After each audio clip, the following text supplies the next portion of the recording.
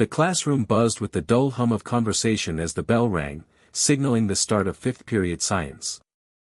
Malik Carter sat at his desk near the back, nervously tapping the corner of his spiral notebook. His heart pounded louder than the students around him, louder than the slamming lockers outside, louder than the doubts crowding his mind. He'd barely slept the night before. His notes were messy, sketches crammed between lines of equations, concepts he could barely explain to himself. But somehow, they made sense.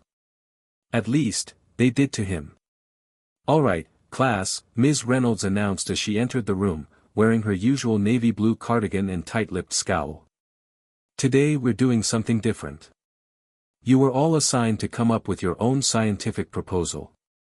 Let's see if any of you manage to think for yourselves." A few kids chuckled. Ms. Reynolds always carried herself like she was born in a lab and raised by Newton himself. Teaching at a public high school in South Side Chicago was beneath her, and everyone knew it, including her students. "Malik Carter," she said, reading from her clipboard, "you're up." Malik's hands were trembling. He could feel every eye in the room swivel toward him. He slowly stood, grabbing his notebook and walking to the front of the room. "Any visuals?" Ms. Reynolds asked, already unimpressed. Just diagrams in my notebook," Malik mumbled, holding it up. Proceed." He cleared his throat. "So, my idea is a redesign of the conventional jet propulsion system. What if we could integrate plasma propulsion, using ionized gas particles instead of relying on traditional fuel combustion? It could be cleaner, faster, and more sustainable. Like a hybrid between an ion drive and magnetic containment." Someone in the back snorted. Ms. Reynolds raised a brow. "You're suggesting we power airplanes with plasma gas? Like something out of Star Trek?" Malik froze. The room grew quiet. "I mean, it's not just science fiction," he stammered. "NASA's researching versions of this technology. There's this concept called VASM, Variable Specific Impulse Magnetoplasma Rocket, and I thought maybe." "Oh, now we're experts on NASA," she cut in, her voice sharp. Laughter erupted from the students.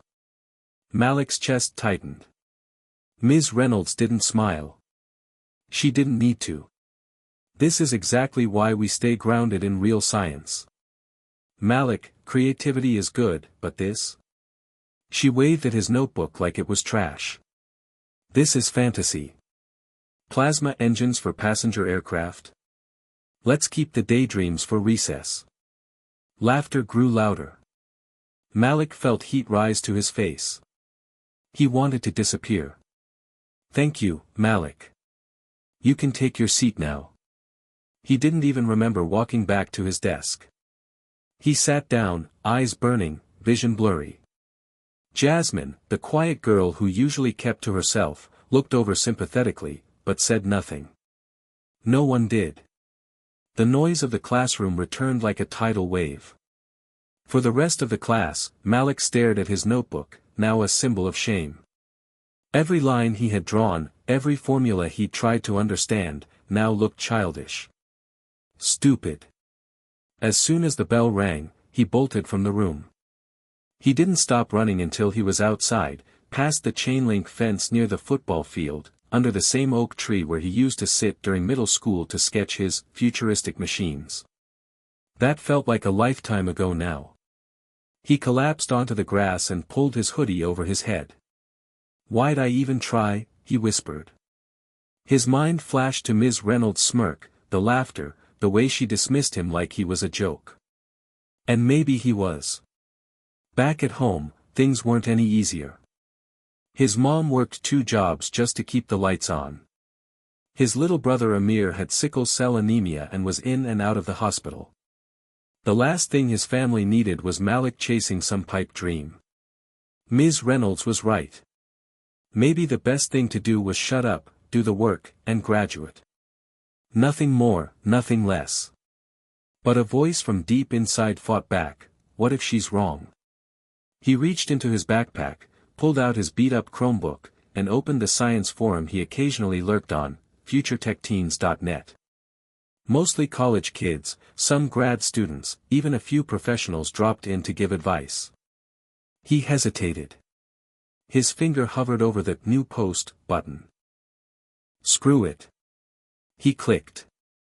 Post title, Crazy Plasma Jet Idea, Tell Me If I'm Nuts. By M_Carter16. Body. I got destroyed in class today for even suggesting this, but I've been working on a concept for using a plasma-based propulsion system for high-altitude aircraft. I know VASIMR is for space, but could a modified version work in atmosphere? I've done some rough math and know there are problems, magnetic containment, energy supply, etc. I just want to know if I'm completely off base. Diagrams below. Appreciate feedback. Be honest. He uploaded his notes and diagrams, hit post, and closed the lid. The shame was still there, but at least now it wasn't just his. He didn't expect anything to come of it.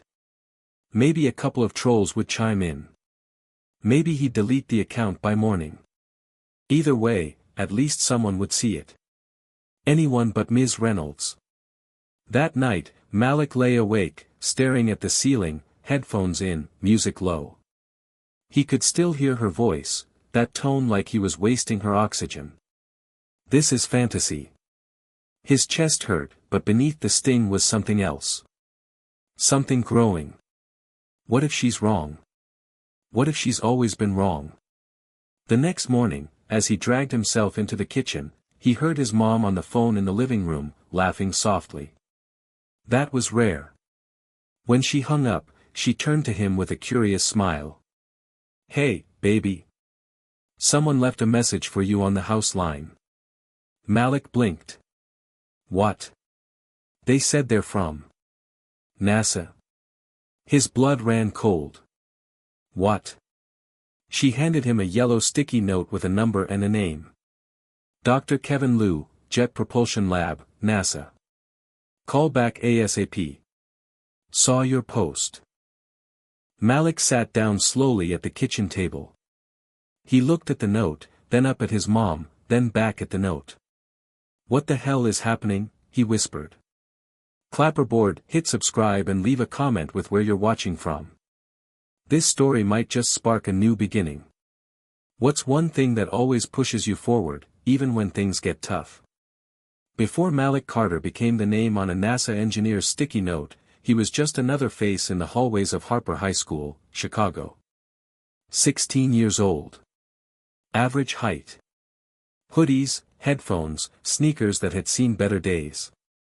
Teachers called him smart but distracted, classmates called him weird, and to the system, the endless machinery of underfunded schools and overcrowded classrooms, he was barely a number. But to himself, Malik was a builder. From the age of 8, Malik had this thing where he couldn't leave electronics alone. He took apart remote controls just to see what made them click. He once disassembled the family microwave, to his mom's horror, just to look under the hood. The thing never worked again, but the experience taught him two things: curiosity had consequences, and learning the hard way was still learning. His mom, Denise Carter, didn't always get it. Working double shifts as a nurse and raising 2 boys alone didn't leave a lot of time for after-school science experiments. Still, she never shut him down. If it don't burn down the house, do your thing, she'd say with a tired smile. She didn't have much, but she gave Malik the most valuable gift a kid like him could ever hope for, the freedom to dream. But dreaming didn't pay the bills. And in the Carter household, bills came like clockwork. Malik shared a bedroom with his little brother, Amir, who was 10 and sick more often than not. Sickle cell anemia had him in and out of Lurie Children's Hospital every other month. Malik often did his homework in hospital waiting rooms or on the CTA Blue Line between home and the South Side Clinic. He didn't complain. Not because he liked the struggle, but because he understood it. That understanding, the quiet resilience, was something most people didn't see. His teachers saw a slouched posture and assumed laziness. His classmates saw him zoning out in class and called it apathy. No one saw the notebook pages filled with calculations, or the YouTube playlists of engineering lectures, or the way he used broken earbuds to build a DIY electromagnet under his bed when he was supposed to be asleep. At Harper High, Malik didn't fit into any of the neat boxes. He wasn't a jock. He wasn't a straight-A student. He wasn't in student council or robotics club, because there was no robotics club. He was just Malik. The only person who really seemed to get him was Jasmine Thomas. Jasmine had been in the same classes as Malik since 7th grade. She was soft-spoken, bookish, and preferred coding to conversation. They weren't close friends, not yet, but there was a silent alliance between them, an understanding born from shared invisibility. When everyone else at school was busy trying to stand out, Malik and Jasmine had gotten used to blending in. Still, there was one place Malik truly came alive, his ideas. Every now and then, he'd catch himself staring out the window of his science class, not because he was bored, but because his brain was somewhere else entirely. He'd imagine new kinds of engines, electricity-generating shoes, solar-charged public benches, and one time, a jet that could fly from New York to Tokyo in under 3 hours using plasma propulsion. That was the idea that got him laughed out of Ms. Reynolds' class. And yet, that same idea was the reason NASA was now calling. That morning, after getting the note from his mom, Malik barely finished his cereal. His hands shook as he dialed the number on the sticky note. Each ring sounded like thunder. Dr. Kevin Liu's office, Jet Propulsion Laboratory, came a woman's voice. How can I help you? Hi. This is, Malik Carter. He said to call back. One moment. Click. Hold music. Then, another click. A man's voice came through the line, calm but energized. Malik? This is Dr. Liu. I've been hoping you'd call. Malik blinked. Is this, really NASA? There was a short laugh. You sound skeptical. Well, I mean, yeah. I don't blame you. But yes, I'm with NASA. More specifically, JPL in Pasadena. I saw your post on Future Tech Teens. The one about plasma propulsion. That was your work? Yeah. I mean, I didn't think, I just posted it to see if I was way off. You weren't. Silence. Malik, Dr. Liu continued, your idea has flaws, yes, every idea does in its first stage. But you're thinking. The way you approached energy efficiency and containment. That's advanced stuff for someone your age. Especially without access to higher education labs or mentoring. Malik sat down slowly, like his legs had forgotten how to support him. You said in the post you were 16. Yeah, just turned last month. Well, happy belated birthday. I'd like to invite you to join our youth mentorship program. It's virtual, you'd be paired with researchers here and work on refining your concept. No promises, no pressure. Just access. How does that sound? Malik stared at the floor, his mind spinning. Are you serious right now? As serious as plasma physics. When he hung up the phone, Malik didn't scream, didn't cry, didn't even smile right away. He just sat there, staring at the wall like it had suddenly started telling him secrets. His mom peeked into the room. Everything okay? He looked up slowly. Ma. NASA wants to work with me. She froze. Then came the look, a mix of shock, joy, disbelief, and something deeper. Pride. She sat down next to him, reached over, and grabbed his hand. You always been different, she said softly. Now the world finally sees it. That night, he couldn't sleep, again. But this time, it wasn't because of dread. He opened his notebook and flipped to the page Ms. Reynolds had scoffed at. The one with the crude sketch of a hybrid plasma jet engine. He took a pen and started tweaking the design, adding notes, circling equations he now knew how to improve thanks to Liu's feedback. This wasn't just about proving a point anymore. It was about proving he belonged, even if the world hadn't realized it yet. He put on his headphones and turned up the music, letting the bass shake his bones while he wrote. The future wasn't just something out there anymore. It was here, sitting in his lap, drawn in blue ink and lit by the glow of a second-hand Chromebook. For the first time in a long time, Malik didn't feel like he had to be someone else. He just had to be Malik Carter. And that was enough. The door creaked as Malik stepped into the apartment. It was small, too small for 3 people, really, but it was home. The scent of old carpet, Lysol, and chicken grease from the corner bodega floated through the air.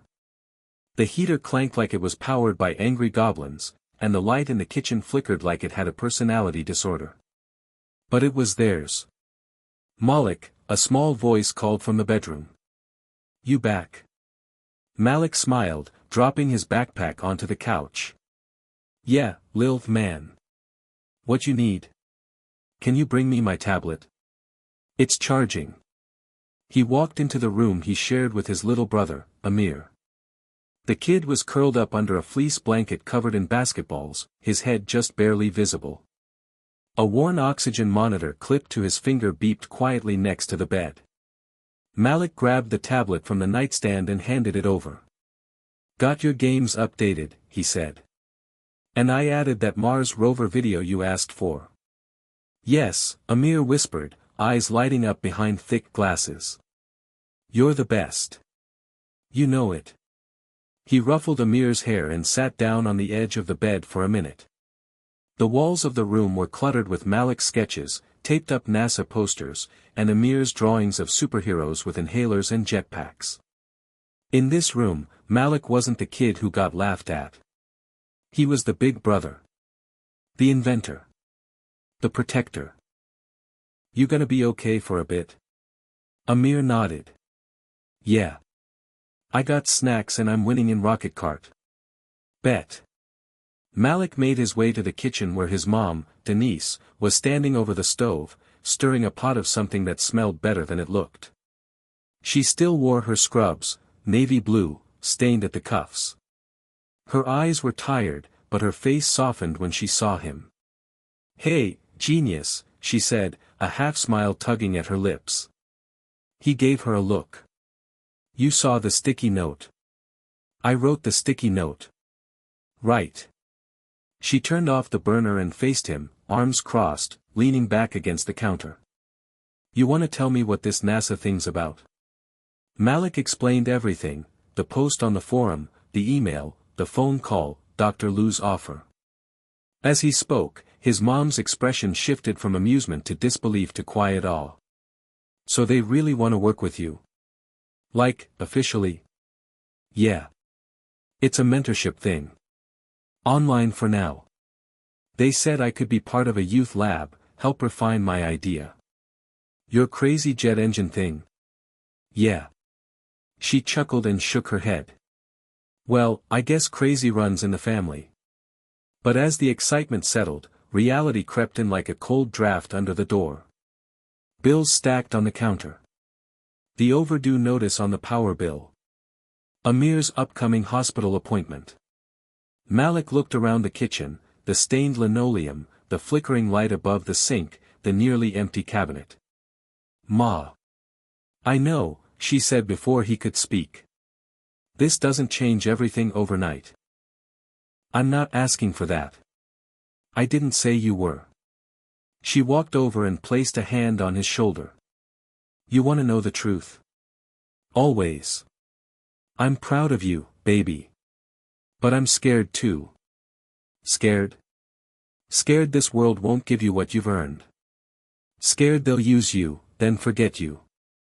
That they'll celebrate you one minute and break you the next. Especially a smart black boy from the South Side with big ideas and no money." Malik looked down. "I get that," he said quietly. "I feel that every day." There was a silence between them, not awkward, but heavy. Honest. "But you know what else I feel," she added. "I feel something in my gut. Same thing I felt when you took apart that old radio and built it into a light-up shoebox. I feel like you were born to do something bigger than this neighborhood. Bigger than me. And I'll be damned if I let this world shrink you." He didn't say anything. Just nodded. Because if he spoke, he might cry. And he had too much to do. That night, after Amir had fallen asleep and his mom finally went to bed, Malik sat at the kitchen table with his Chromebook. A single desk lamp illuminated the pages of his notebook as he opened a new email from Dr. Liu. Subject: Welcome to the Future Tech Youth Lab.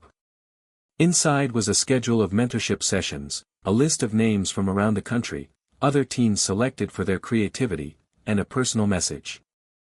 Malik, the system doesn't always recognize brilliance, especially when it comes in from the outside. But I see yours. And I'm here to help you grow it. Dr. K. Liu. Malik stared at the message for a long time. Then he opened a new Google Doc and typed. Project: Plasma Hybrid Propulsion, Phase 1 Design Revision. He worked into the night, scribbling, calculating, reimagining. Each line felt like a step away from invisibility and a step towards something real. Something permanent. Across the hallway, his mom lay in bed staring at the ceiling, whispering silent prayers. Not just for success. But for protection. For endurance. For Malik to be seen, and valued, in a world that too often swallowed boys like him whole. And in the next room, Amir snored gently, the glow of his tablet still dancing across the sheets. On screen, a NASA rover rolled across the Martian surface, undisturbed by the cold or the distance, just moving forward, 1 inch at a time. Just like his brother. Malik Carter was never a fan of attention. He was used to flying under the radar, not because he liked it, but because it was safer. Safer to keep your head down, do your work, and not raise eyebrows. Especially when you lived in a neighborhood where people who stood out too much either got mocked, labeled, or worse, forgotten. But this? This was different. By Wednesday, Malik's post on the science forum had been reposted to Twitter, Reddit, and a couple of tech blogs. Words like young genius, future of propulsion, and even Black Elon Musk had been tossed around. Someone on TikTok stitched a video of Ms. Reynolds shutting him down with a clip from Hidden Figures, captioned, "When they doubt you, but NASA has other plans." It had gone viral. Malik didn't even have TikTok. His inbox was full of emails, some from other students, some from reporters, and a few from companies with names he couldn't even pronounce. Jasmine texted him a screenshot from Twitter with a laughing emoji. "Bro. You're literally trending. You broke the internet before you built your first jet." He didn't know whether to be proud or terrified. At school, it was like the entire atmosphere had shifted. People he hadn't spoken to in years suddenly wanted to sit with him at lunch. Teachers started calling him Mr. Carter in the halls. Even the assistant principal shook his hand on the way into first period. But one thing didn't change. Ms. Reynolds. When Malik walked into science class on Thursday, she barely looked at him. "Take your seat," she said flatly, flipping through papers. "Let's move on." No congratulations. No acknowledgement. Just indifference wrapped in ice. And somehow, that stung worse than the humiliation. That night, Malik sat at the kitchen table with his notebook open and a fresh PDF from Dr. Liu on his screen. It was full of experimental models for plasma engines, including real-world limitations, power-to-weight ratios, atmospheric ionization, energy dissipation at high altitude. His head was spinning, but his mind was on fire. He scribbled, crossed out, rewrote, stared into space, came back to it, and repeated the cycle again. He was still rough on the math, but the concepts. They made sense to him in a way textbooks never had. But then, he hit a wall. No matter how he tried, the energy efficiency still wasn't feasible with his current design. The power output required was beyond anything that could be carried on board a commercial aircraft, even if the engine worked in theory. He pushed the notebook away and leaned back in his chair, frustrated. That's when it hit him. Not like a gentle idea, but like lightning through his chest. What if the power source didn't come from the plane at all? What if it was external, beamed remotely, tracked in real time, like satellite guidance but for propulsion? It was insane. Impossible. Unthinkable. But, maybe not. He jumped up, paced the kitchen, grabbing a napkin and scribbling on the back with a pen that barely worked. His mind raced through satellite grids, wireless energy transfer, solar amplification arrays, all stuff he'd only barely touched on in late-night science rabbit holes. But it was enough to see the outline of something big. If he was right, this wouldn't just change aviation. It would rewrite the rules of flight. He fired off an email to Dr. Liu. Subject: Wild concept, need sanity check. Dr. Liu, I know this is out there, but I had this idea. What if propulsion wasn't fully self-contained? What if power could be delivered wirelessly to an aircraft in motion via a global array of orbital energy beams, coordinated with AI tracking systems? I know it sounds like sci-fi, but I've done rough math and there might be a way to make it work for short-distance test flights with enough atmospheric redundancy. Would love your thoughts. Malik. He hit send and sat back, heart thudding. He was either a visionary, or completely delusional. The reply came faster than expected. From Dr. Kevin Liu. Subject: This changes everything. Malik. You just pitched something that some of our senior researchers have only theorized. The fact that you got there on your own, without academic support, without access, that's not just impressive. It's historic.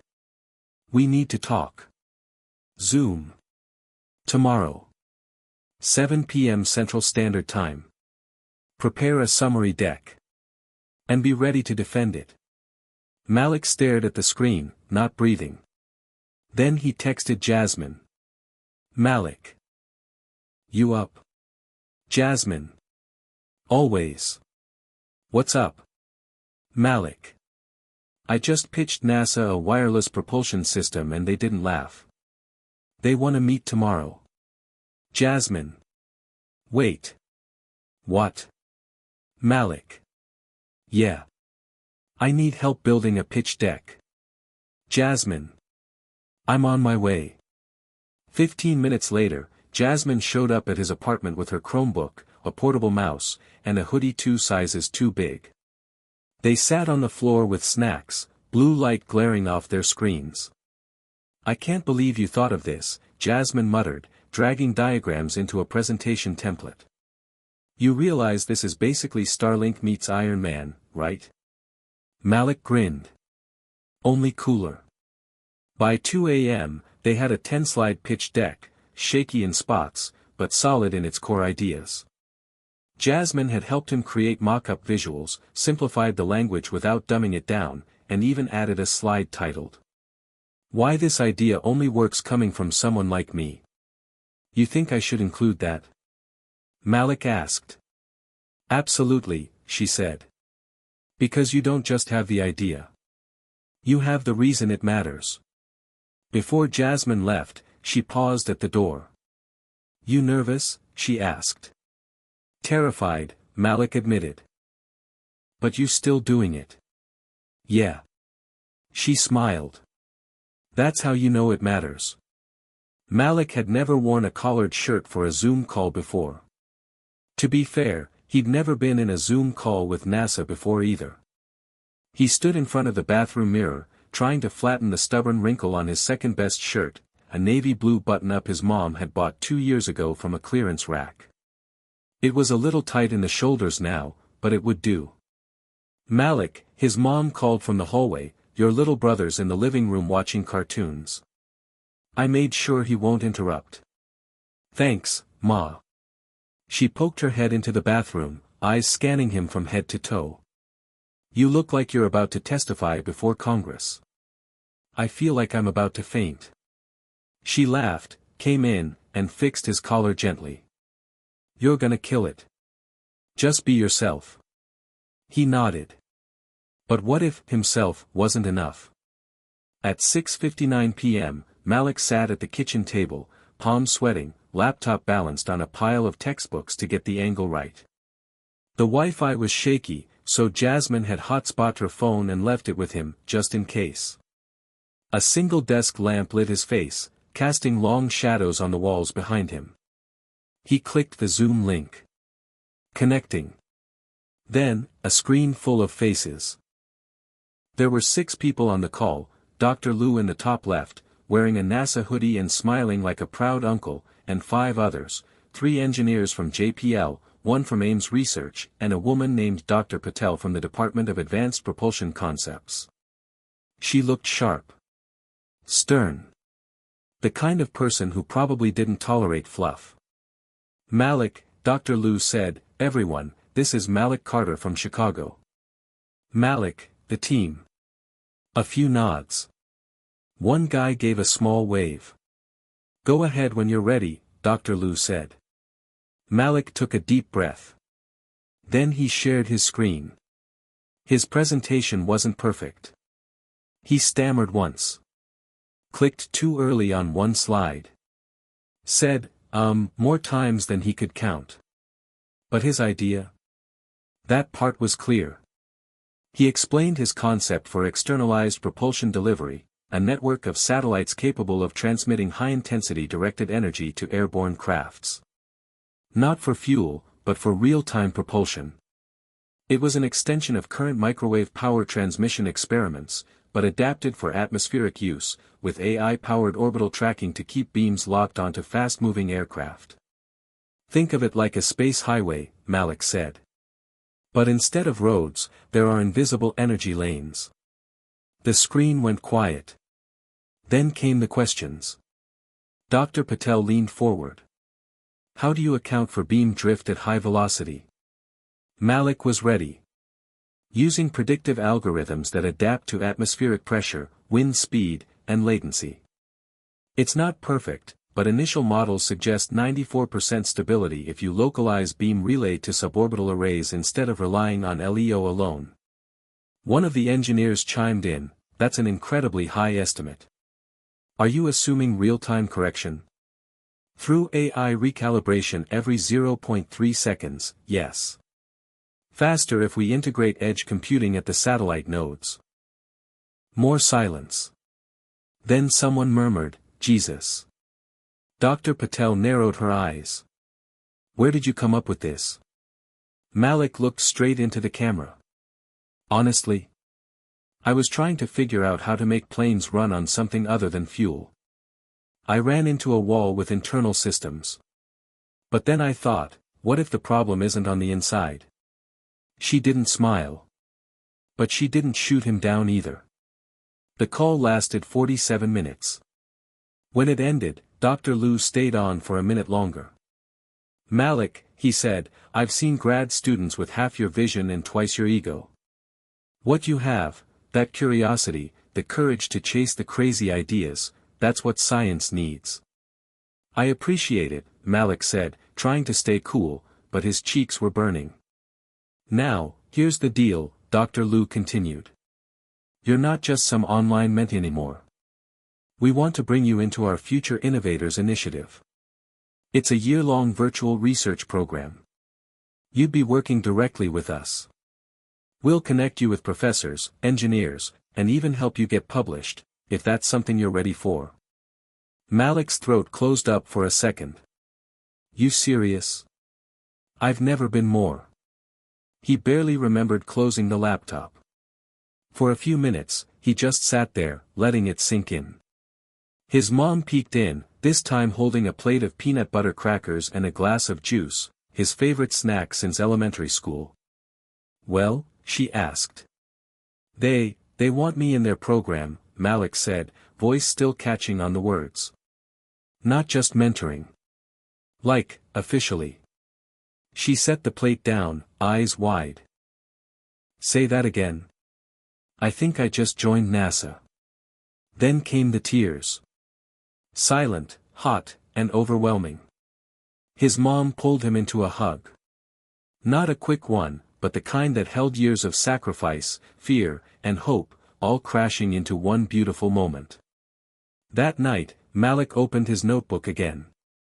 But instead of sketching an engine, he wrote 3 words in bold at the top of the page. I belong here. He stared at them until the ink dried. Because for the first time in his life, he believed it. Success has a strange echo. It doesn't always come with applause. Sometimes, it comes with whispers behind lockers. Side eyes in the hallway. A subtle shift in the way people look at you, like you've suddenly become someone else, someone other. That's exactly what Malik walked into Monday morning. The same school, same classrooms, same faces. But everything felt off. A group of boys he used to eat lunch with, mostly kids from his math class, suddenly went quiet when he passed by. One of them muttered under his breath, "Oh, look, it's Mr. Rocket Scientist." Malik stopped. Turned. What was that? The boy shrugged. Nothing. Just surprised you're still walking around like you one of us. The sting was sharper than expected. Jasmine walked up behind him and nudged his shoulder. Keep walking, she whispered. They don't get it. But he did get it. That's what made it worse. In science class, things weren't any better. Ms. Reynolds didn't even mention the call with NASA. Not one word. Not even a nod of acknowledgement.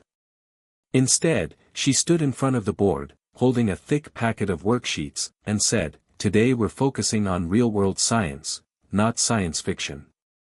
Malik's stomach turned. He wanted to say something. He wanted to stand up and tell the whole class about the Future Innovators program, about the way Dr. Patel had asked him a question like he was an equal.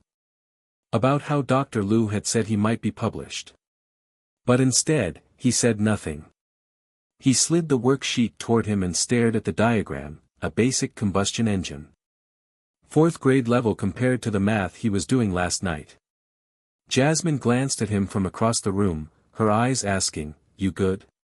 He nodded. But he wasn't. At lunch, he sat alone. Jasmine had choir practice, and his usual table was occupied by laughter that no longer had space for him. A few younger kids came up, freshmen, maybe, and asked if he really worked with NASA. He smiled and nodded, but the attention felt heavy. Like it came with a price. And the price came later that day. After school. Malik was walking to the bus stop when he heard footsteps behind him. Quick ones. He turned, just in time for someone to shove him hard in the back. He stumbled forward, caught himself, then spun around. 3 boys stood there. Not strangers, classmates. One of them, Terrence, had been in his gym group all semester. "Yo, genius," Terrence said, stepping forward. "What you think, you better than everybody now?" Malik blinked. "What? No. I saw that video. The one where they was calling you the Black Elon Musk." Terrence's voice rose with mockery. "You ain't Musk. You from 83rd Street. Just like us." The other 2 laughed. Malik kept his voice even. "I never said I was better than anyone. I'm just trying to build something." "Yeah. Build this." Terrence shoved him again, harder this time. Malik's backpack slid off his shoulder, hitting the sidewalk with a loud thud. His notebook spilled out, pages fluttering into the gutter. He dropped to his knees, grabbing at them, hands shaking. One of the other boys kicked a page across the pavement. "Oops. That one flying to space." They walked away laughing. Malik sat there for a moment, breathing heavy. Not crying, not yet. But close. It wasn't just the attack. It was what it meant. No matter how high he reached, someone was always waiting to pull him back down. That night, Jasmine showed up at his apartment again, holding a small paper bag of churros from the taqueria 2 blocks over. "Comfort food," she said, handing him one without a word. They sat on the fire escape, watching traffic and sirens hum in the distance. He finally told her what happened. She listened without interrupting. When he finished, she said, "You know what the system doesn't like." "What?" "Black kids who stop playing the role." He looked at her, eyes narrowed. "You're not supposed to be a genius. You're supposed to be invisible." Quiet. Background noise. As soon as you became the main character, they got scared. Malik stared out over the street. "So what do I do?" Jasmine leaned forward, voice low. "You stay the main character." Later that night, he opened his notebook, the one with creases and smudges from the sidewalk, and stared at the bent pages. Part of him wanted to shut it. Toss it in the closet. Go back to just being safe. But the other part? The part that looked up at the stars and thought, "Why not me?" That part started sketching again. A new propulsion sketch. A new structure. And at the top of the page, 3 new words. Prove them wrong. Saturday morning arrived cold and gray, one of those Chicago days where the wind feels personal, like it's trying to remind you who's boss. Malik hadn't slept much.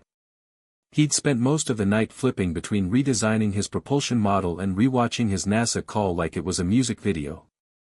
There was something surreal about hearing his voice in a meeting with engineers and researchers, casually discussing particle acceleration and high-orbit beam tracking. Still, the heaviness of the week lingered. The push in the hallway. The laughter. The silence from Ms. Reynolds. The world outside the NASA call hadn't changed. It had just gotten louder. He was halfway through a bowl of off-brand cereal when the mail slot clinked. A single envelope landed on the carpet. No big deal. Probably another overdue notice or some junk ad pretending to offer free Wi-Fi. He almost ignored it. But something about the envelope made him pause. It was thick. Cream-colored. Official. His name was handwritten in bold blue ink, and the return address simply read: Massachusetts Institute of Technology. Malik blinked. Then he dropped his spoon. He tore the envelope open with trembling fingers, heart racing. It wasn't even application season yet. He was only a junior. This had to be a mistake. Inside was a letter, printed on heavy paper with a seal at the top. He read it once. Then again. Then out loud. Dear Mr. Carter. We recently came across your work through our STEM partnerships and academic research monitoring. Your independent propulsion model, particularly the wireless energy relay design, caught the attention of several faculty members at MIT's Department of Aeronautics and Astronautics. We are writing to formally invite you to our pre-college research program for emerging talent. This highly selective initiative brings together 20 students from across the globe to collaborate with MIT researchers on active projects. You will receive mentorship, access to university labs, virtually and on-site, and the opportunity to present at our annual Future Innovators Symposium. Your voice, ideas, and perspective are not just welcomed, they are needed. We hope you'll join us. Respectfully. Dr. Eliza Kwan. Associate Dean, Future Innovators Program. MIT. Malik sat frozen. The world felt quiet, like someone had hit mute on everything. He read it again. Then he screamed. "Ma," he yelled, racing into the living room. "Ma. You need to see this." His mom came rushing out of the bedroom, still in her robe, one slipper on, mascara smudged from a nap. "What? What's wrong?" "Nothing's wrong," he said, breathless. "Everything's right." He handed her the letter. She read it slowly, lips moving silently, eyes wide. By the time she finished, her hands were shaking. "MIT?" she whispered. "Like, the actual MIT?" "Yes." "And they want you?" "Yes." "Baby." She pulled him into the tightest hug he'd ever felt. Her arms wrapped around him like she was afraid he might float away. And maybe he would have, if not for her weight grounding him to the floor. That night, Jasmine came over and read the letter 3 times before saying a word. "They hunted you down," she finally said. "Like, found you? I guess. You didn't even apply." "I know." She threw a pillow at him. "You are literally living in a YA novel right now." He laughed, a real laugh. One that came from his chest and not just his mouth. But deep down, a tiny voice whispered, "Are you ready for this?" Later that evening, he sat on the edge of his bed while Amir, curled up beside him, asked the one question that mattered most. "Does this mean, you're gonna leave?" Malik paused. "I mean, maybe. For the summer." Amir looked away. "Oh." Malik turned and ruffled his hair. "But I'll always come back. And guess what, if I go, that means I can tell NASA and MIT about this superhero I know." Amir's eyes lit up. "Me? Duh. You think I'm doing all this just for me?" Amir smiled and tucked himself back under the covers, a little calmer now. "You better not forget." "Never." That night, Malik stared at the MIT letter one more time before sliding it into a protective plastic sleeve. He didn't want it to get wrinkled. Not this one. Not the paper that made everything suddenly feel possible. He placed it next to his notebook, the one with the pages that still smelled faintly like rain and Chicago pavement. And then he did something he hadn't done in a long time. He dreamed of flying. Not in a plane. But on his own terms.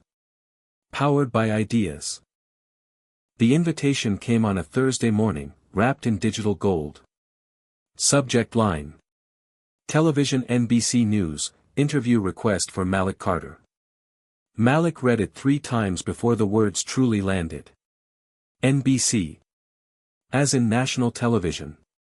As in millions of people. He didn't even know how they got his email, probably something to do with MIT or that viral TikTok clip Jasmine had reposted. But there it was, clear as day. We'd love to have Malik appear on a live segment next week as part of our Voices of the Future series, highlighting young visionaries and their groundbreaking ideas. They offered a car service, a prep call with a producer, and the chance to speak to America. And just like that, Malik Carter was going prime time. The night before the interview, Malik could barely eat. His mom tried to calm him down by ironing his shirt 3 times, Jasmine rehearsed questions with him on FaceTime, and Amir asked if he'd be famous enough to get free pizza forever. He was nervous, sure, but more than that, he was ready. This was his shot. Not just to show what he could do, but to speak for every kid who had been laughed at, overlooked, or told their ideas didn't matter. NBC Studios in downtown Chicago was a blur of lights, wires, and people talking into headsets. Malik's car pulled up to a side entrance, where a production assistant led him through hallways filled with posters of smiling anchors and flashing monitors. "Don't worry," she said, smiling warmly. "You're gonna crush it." He smiled back, but his hands were ice. They sat him in the makeup chair, powdered his forehead, adjusted his mic, and offered him water twice. Then a voice crackled in his earpiece. "We're live in 3, 2, 1. The host's name was Natalie Brooks, polished, kind-eyed, and famous for her human interest segments. She greeted Malik like he was already a star. "Welcome, Malik. Thanks for being here." "Thanks for having me," he said, trying to steady his voice. "You've had quite a month," she said with a laugh. "From being shut down in a classroom to getting an invitation from MIT, and now NASA, too. Tell us, what's going through your mind right now?" Malik took a breath. And spoke his truth. "I'm just, trying to make sense of it all," he said. "A few weeks ago, I was just a kid drawing propulsion sketches in a beat-up notebook. Now people are calling me a genius. But the truth is, there are a lot of kids like me, who've had ideas, but no one ever listened. Natalie smiled. And now people are listening. Including NASA. Including MIT. Yeah, Malik said, letting the moment land. But I don't want to be the exception. I want to be the beginning.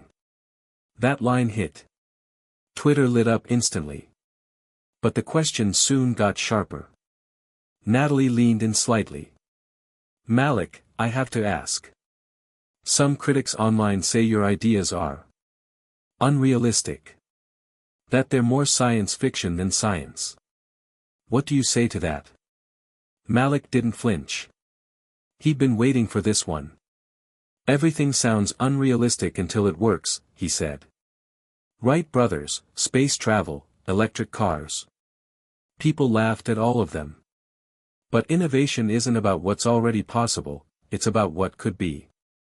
Natalie nodded. Beautifully said. But the next question caught him off guard. Do you think race has played a role in how people reacted to your idea, both the support and the criticism? There it was. The question no one had asked directly, until now. Malik hesitated. Then looked right into the camera. I think when you're a black kid from the south side of Chicago, people already have a script for your life. And when you try to write a different one they didn't expect, it makes them uncomfortable. But I'm not here to be comfortable. I'm here to build. The studio fell silent for a half-second too long. Natalie blinked, clearly moved. Well, she said softly, I think that's a message a lot of people needed to hear today. The segment aired nationwide that night. Within hours, clips went viral. One tweet with Malik's quote, I'm not here to be comfortable. I'm here to build. Hit 250,000 likes by morning. Celebrities, athletes, and tech founders reposted it. His inbox exploded. MIT shared the clip on their homepage. NASA commented on the YouTube link. We're proud to work with you, Malik. But not all the responses were kind. Some emails told him to stay in his lane. One message simply read. Affirmative action puppet. Another. Stick to your hood, genius. He showed one to Jasmine. She frowned. Racism always finds Wi-Fi. He sighed. Why does being seen feel so heavy? Because most of the time, people like you are expected to stay invisible. Later that week, Ms. Reynolds pulled him aside after class. I saw your interview, she said. Malik said nothing. She paused, as if searching for the right words. You're clearly very passionate, she offered. About more than science, he replied. She nodded, slowly. I hope you know this doesn't mean you're always going to be right. I don't need to always be right, he said, just willing to try. She blinked, caught off guard. And for the first time, Malik saw something in her eyes that looked a little like respect. Or maybe just realization. That night, Malik sat in his room, watching the interview on his cracked laptop. Not for the numbers. Not for the comments. But for one moment, one freeze frame, where he looked like he belonged. Where the kid from 83rd Street didn't just speak to America. He made America listen. Ms. Reynolds stood at the edge of the classroom, hands tucked into the sleeves of her cardigan, eyes fixed on Malik. The school day had ended an hour ago. Desks sat empty. Fluorescent lights buzzed overhead. And in that still silence, the air between them was thick with unspoken things. I asked you to stay because I owe you a conversation, she said. Malik didn't respond. He leaned against the side of a desk, backpack slung loosely over one shoulder. His face was calm, unreadable. But inside, 100 versions of himself, angry, younger, confused, were watching this unfold. She walked slowly toward her desk, sat down, and let out a breath. I saw the interview, she said. Anne. I've been thinking about a lot of things since then. Malik raised an eyebrow. Yeah. I've been a teacher for 22 years. And I've always told myself that I was fair. That I treated all my students the same. That I encouraged ideas, no matter where they came from. She paused. But I wasn't fair to you. Malik didn't move. He wanted to cross his arms, to raise his voice, to tell her, you didn't just dismiss an idea, you dismissed me. But he stayed quiet. Let her say it. I shut you down because I didn't understand what you were saying. Because it made me feel out of my depth. And instead of leaning in, I brushed it off. Worse, I made you feel small. That's not just bad teaching, Malik. That's harm. Malik blinked. He didn't expect that. You don't have to forgive me, she added quickly. But I needed to say it out loud. I needed you to hear me say it. He looked at her. Really looked. And saw something he hadn't seen before, humility. Not pity. Not guilt for show. But the quiet ache of someone realizing too late that they'd missed something beautiful blooming right in front of them. He let the silence breathe for a moment. Then finally asked, why now? She nodded slowly. Because I saw the way you spoke. The way you explained propulsion like it was poetry. The way you didn't flinch when they challenged you on national TV. I saw a young man I didn't recognize, not because you changed, but because I never truly saw you in the first place. Malik's throat tightened. He wasn't used to being seen like that. Not here. Not in this classroom. And now, he asked. I want to be better, she said. Not just for you. But for every student who walks through that door with an idea too big for this room. There was a long pause.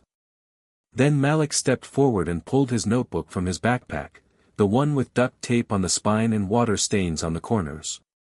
He handed it to her. Ms. Reynolds opened it slowly, her eyes scanning the pages, sketches, formulas, concepts that looked more like blueprints than high school work. These, he said, were all drawn in your class. She looked up. He met her gaze. While you were talking about photosynthesis, I was building satellites. A beat passed. And then she smiled, not a proud smile, but a grateful one. I'm sorry I didn't ask to see them sooner, she said. Before leaving, she stood and walked over to the whiteboard. In the corner, where she always wrote quotes of the day, she picked up a marker. She paused, turned back to Malik. May I? He nodded. And with a soft swoop of her hand, she wrote. Everything sounds unrealistic until it works. Malik Carter. She stepped back, admiring it. I think that's the kind of quote kids need to see. Malik gave a soft smile.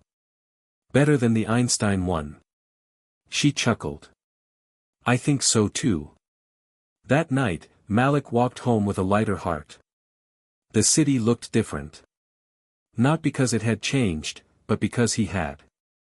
For so long, he'd carried the weight of being too much in rooms that wanted him to be less.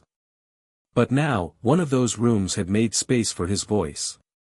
He knew there'd be more battles ahead. More pushback. More moments that would try to break him. But today, he'd seen something rare. An apology. A shift. A door that once closed, opening. At home, he opened his notebook to a fresh page. And wrote. Rewriting old systems begins with someone willing to listen. Then he sketched. Not a rocket. Not an engine. Not a diagram. But a classroom. And at the front of it, a black kid, notebook in hand, head held high, explaining something brilliant to a teacher who was actually listening. The morning of the Future Innovators Symposium, Malik woke up to a quiet stillness. It was early, too early for anyone else to be awake. But he was already dressed in his best button-down shirt, ironed and crisp, something that felt foreign to him. His mom had insisted that he look professional for the MIT event, and though Malik couldn't really grasp what that meant, he did it anyway. The car ride to the airport was quiet, just him and his mom, who kept glancing over at him, her hands gripping the wheel. She had always been the quiet one, the one who held things in. But today, she had that nervous energy. The kind that came with the unknown. "You sure you're ready for this?" she asked, her voice full of unspoken concern. Malik smiled at her, trying to push back the nervousness in his own chest. "I'm as ready as I'll ever be. MIT, Mom. This is big." She nodded, but Malik could tell she was holding something back. She never really understood what he saw in space exploration. She just knew that her son had always been different. And now, that difference was finally about to make sense to the world. MIT's campus was everything Malik had imagined. Gothic architecture mixed with sleek, modern buildings. Students hustling by, their eyes buried in laptops or books. The hustle of young ambition, like a city of its own, dedicated to possibility. The symposium itself was hosted in a grand auditorium, walls lined with screens, seating that seemed to stretch on forever, and a massive stage under the brightest lights Malik had ever seen. His name, Malik Carter, was flashing across a giant banner behind the stage. This was it.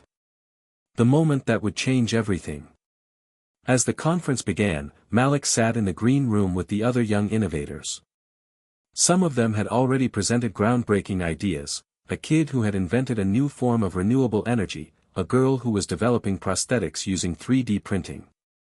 Malik felt a twinge of uncertainty. Would his idea stand out in this crowd? But then, something inside him clicked. This wasn't about standing out. This was about standing firm. When it was his turn, Malik walked up to the podium. His hands were clammy, but he held the microphone with purpose. The crowd fell silent, and he began to speak. "I'm Malik Carter," he said, his voice steady. "I'm from Chicago, and I'm 17 years old. But more than that, I'm here to talk about a future that doesn't just belong to the lucky few, but to all of us."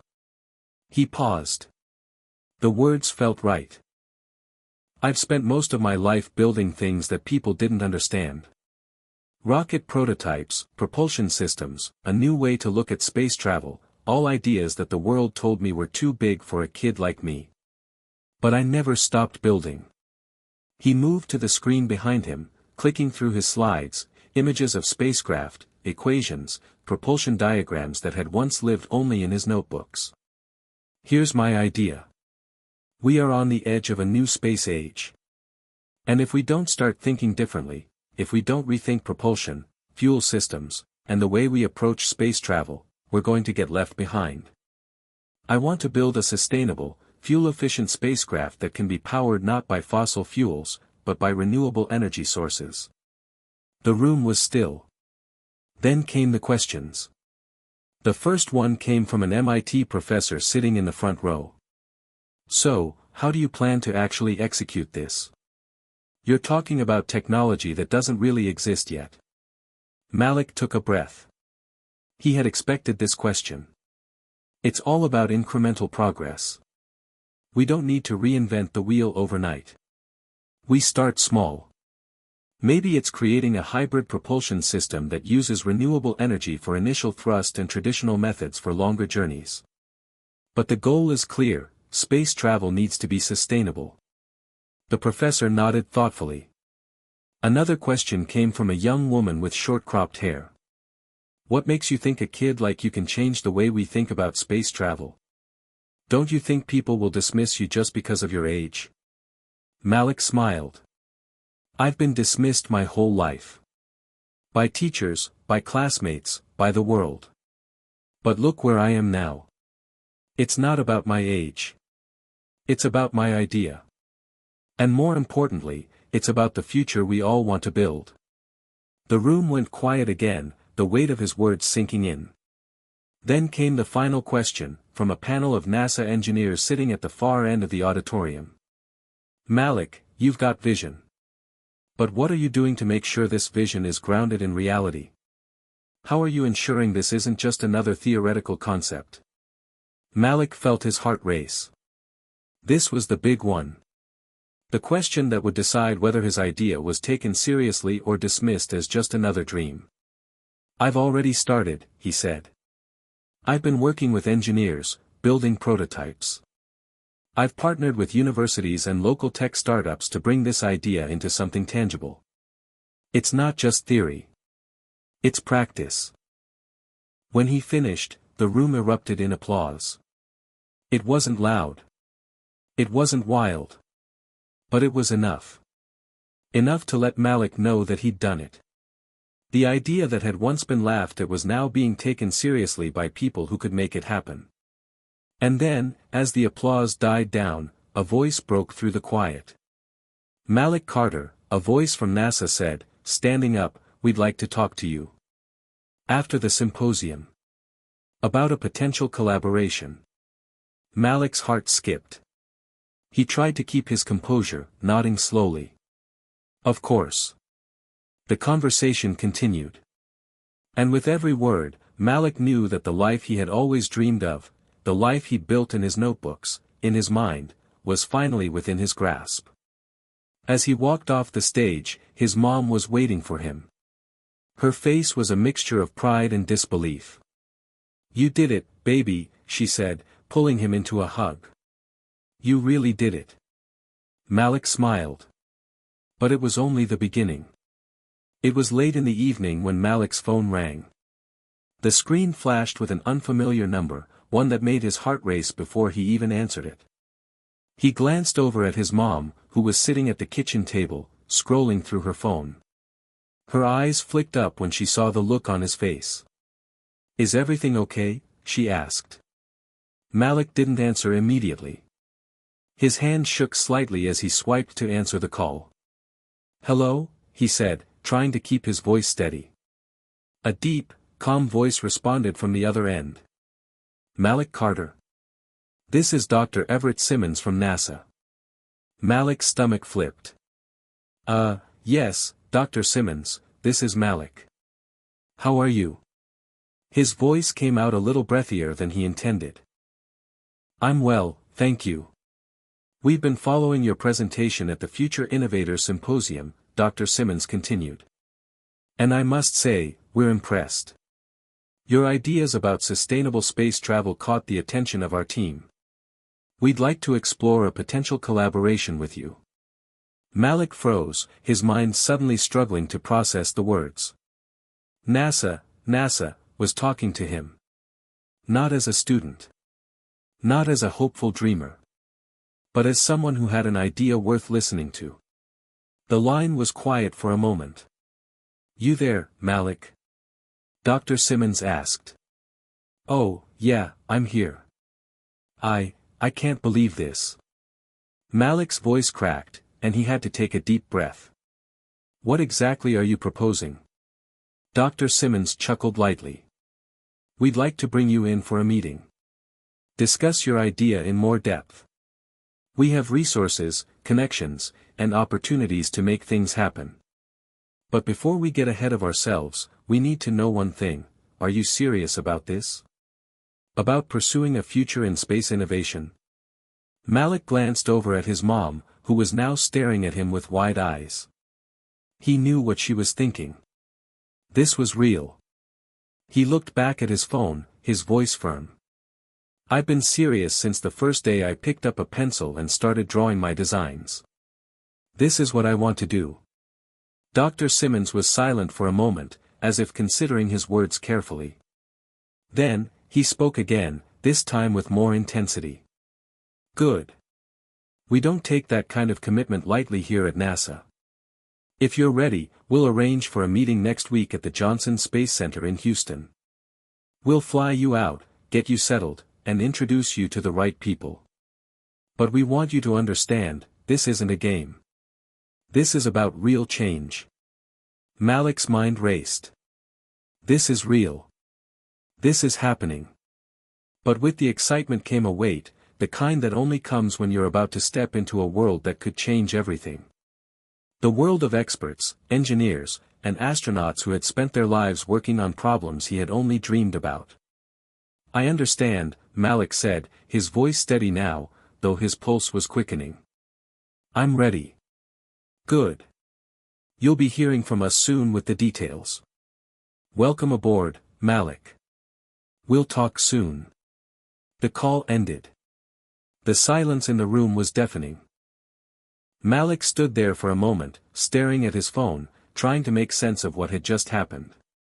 Then, in one swift movement, he turned to his mom. Mom. NASA wants to meet with me. They want to collaborate on my idea. She didn't say anything at first. She just stared at him, wide-eyed, the same disbelief that he felt now playing across her face. Malik, she whispered, her voice filled with awe. That's huge. This is everything you've worked for. But Malik wasn't hearing the same words. Instead, something else was running through his mind. Something that had been creeping up on him for a while now, a voice in the back of his head that was growing louder by the second. Am I ready for this? That night, Malik couldn't sleep. He sat in his room, his notebook spread out in front of him, filled with sketches of rockets, propulsion systems, and diagrams that had once seemed like distant dreams. But now, they felt more like blueprints for something real. The problem was, the more he thought about the opportunity NASA had just handed him, the more questions he had. His mind buzzed with possibilities, but also with doubts. Was he truly ready to work on something of this magnitude? Could he live up to the expectations that came with being a part of NASA? And more than that, could he handle the pressure of knowing that the fate of his ideas didn't just belong to him anymore? They belonged to a team of the brightest minds in the world. The next morning, Malik's mom came into his room, holding a cup of coffee in her hand. She gave him a soft smile, but he could see the worry in her eyes. You've been quiet all night, she said gently, sitting down beside him. What's going on in that head of yours? Malik shrugged, though he felt far from casual. I don't know. I'm excited, but also kind of scared. She nodded, not surprised by his answer. You've always been the type to doubt yourself, even when everyone else sees your potential. But listen to me, Malik, you've been given a chance. You don't have to have all the answers right now. Just keep being you. Keep being the brilliant mind that you are. Malik smiled weakly. But what if I mess it up? What if I can't live up to what they're expecting from me? She reached out and squeezed his shoulder. You won't know unless you try. And even if you fall, it's better than not trying at all. Don't let fear stop you from stepping into the life you deserve. The following week, Malik was on a plane to Houston, his mind a whirlwind of excitement and nerves. As the plane lifted off, he gazed out the window, watching the sprawling city below. It felt like the world was getting bigger, not just in size, but in possibilities. He was no longer just a kid from Chicago with big ideas. He was someone who had caught the attention of NASA. And this? This was just the beginning. As the plane made its descent into Houston, Malik closed his eyes and took a deep breath. He was ready. Hit subscribe and leave a comment with where you're watching from. This story might just spark a new beginning. What's one thing that always pushes you forward, even when things get tough? The air in Houston was thick with humidity when Malik stepped off the plane, his heart racing with anticipation. As soon as he entered the terminal, he saw a man in a NASA polo shirt holding a sign with his name. The familiar red, white, and blue logo of NASA had always seemed like a distant dream, something only the most brilliant minds could be a part of. Now, it was staring him in the face. Malik Carter, the man asked with a warm smile.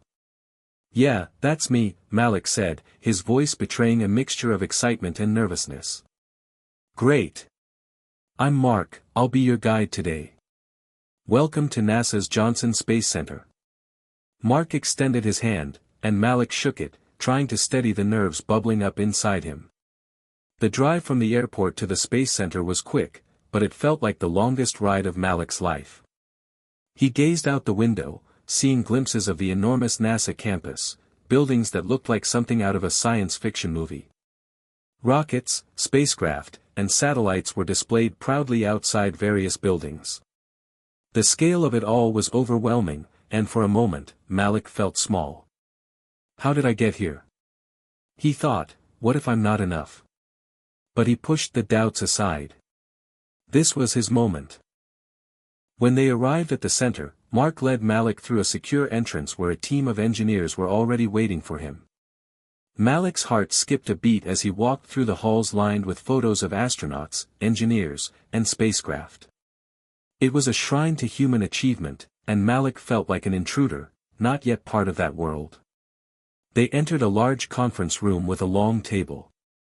Several people were already seated: Dr. Everett Simmons, the NASA representative who had called him, a few engineers, and a couple of astronauts, including a woman who looked like she had just come from a space mission. Her face had that look of someone who had seen the stars and returned with stories no one could fully comprehend. Malik, this is Dr. Simmons, Mark introduced the tall, serious-looking man. The rest of the team is here to discuss your idea. Dr. Simmons extended his hand, and Malik shook it firmly. Glad you could make it, Malik. We've been looking forward to hearing more about your vision. Malik took a deep breath and sat down, his nerves now pushing him to be articulate. Focus. Don't screw this up. They're here for you, Malik. Thank you for having me, Malik said, trying to steady his voice. I've been working on this idea for a while now. It's all about creating a spacecraft that doesn't rely on traditional fuel sources but uses renewable energy to power long-term space missions. I believe we need to think about sustainability if we're going to keep exploring space. Dr. Simmons nodded, his expression unreadable. We've read your paper and seen your presentation. The concept is ambitious, and we like that. But what we need to know is this: what makes your idea different from what we're already doing? Malik hesitated for a moment, collecting his thoughts. This was the tough part, explaining why his idea wasn't just another theoretical concept. I've looked at how current propulsion systems work, and most of them rely heavily on chemical propulsion and fossil fuels. The problem with this is twofold. First, the fuel required for long-term space travel is not sustainable. Second, these systems are extremely limited in how much they can carry. I believe that if we can integrate renewable energy sources, solar, hydrogen, or even nuclear fusion, into spacecraft design, we can increase the efficiency, reduce costs, and create ships capable of much longer missions. One of the engineers, a middle-aged man named Jeff, raised an eyebrow. You're suggesting that we could replace chemical rockets with renewable energy systems? Yes, Malik replied. I think it's possible, but we need to start with hybrid systems, maybe something that combines solar and ion propulsion, to reduce reliance on chemical fuel. Then, over time, we could develop systems that don't require any fuel at all, just pure energy. The room grew quiet. Malik could see the skepticism on their faces, but they were listening. That was a start. Dr. Simmons folded his hands and leaned forward. It's an interesting idea. But how do you plan to scale this? Right now, our energy systems are not powerful enough to make this feasible for space travel. Even if we could build a renewable propulsion system, we'd need to account for the vast distances between planets. How do you propose overcoming those challenges? Malik's mind raced. This was the question he'd known was coming. But it wasn't just a theoretical answer he needed, it was a practical solution. I think the key is to build a modular propulsion system, one that can adapt to different stages of a mission, Malik explained. For instance, we could use solar panels to power the ship while in orbit around Earth, but once we're heading toward distant planets, we would need an ion engine for propulsion. This would allow us to be efficient with fuel while still maintaining the power necessary to reach farther destinations. The engineers exchanged looks, and Dr. Simmons sat back in his chair. It's ambitious. But we're not just looking for a good idea. We need proof that this can work in real-world conditions. We need models, prototypes, and tests. Are you prepared for that? Malik felt a chill run through him. The weight of the words settled in. This wasn't just about ideas anymore. This was about execution, real, tangible work that would take time, resources, and determination. "I'm prepared," Malik said, though his voice was quieter now. "I've already started building prototypes on a small scale. I've been working with a few engineering students back home, and we've got some basic models for a hybrid system. It's not much, but it's a start." Dr. Simmons studied him for a moment. Then, surprisingly, he smiled. "That's what we like to hear," he said. "The willingness to take the first step. You've got the drive, Malik. That's half the battle. Now, it's time to show us what you've got." The rest of the day was filled with meetings, discussions, and brainstorming sessions. Malik was overwhelmed by the wealth of knowledge surrounding him.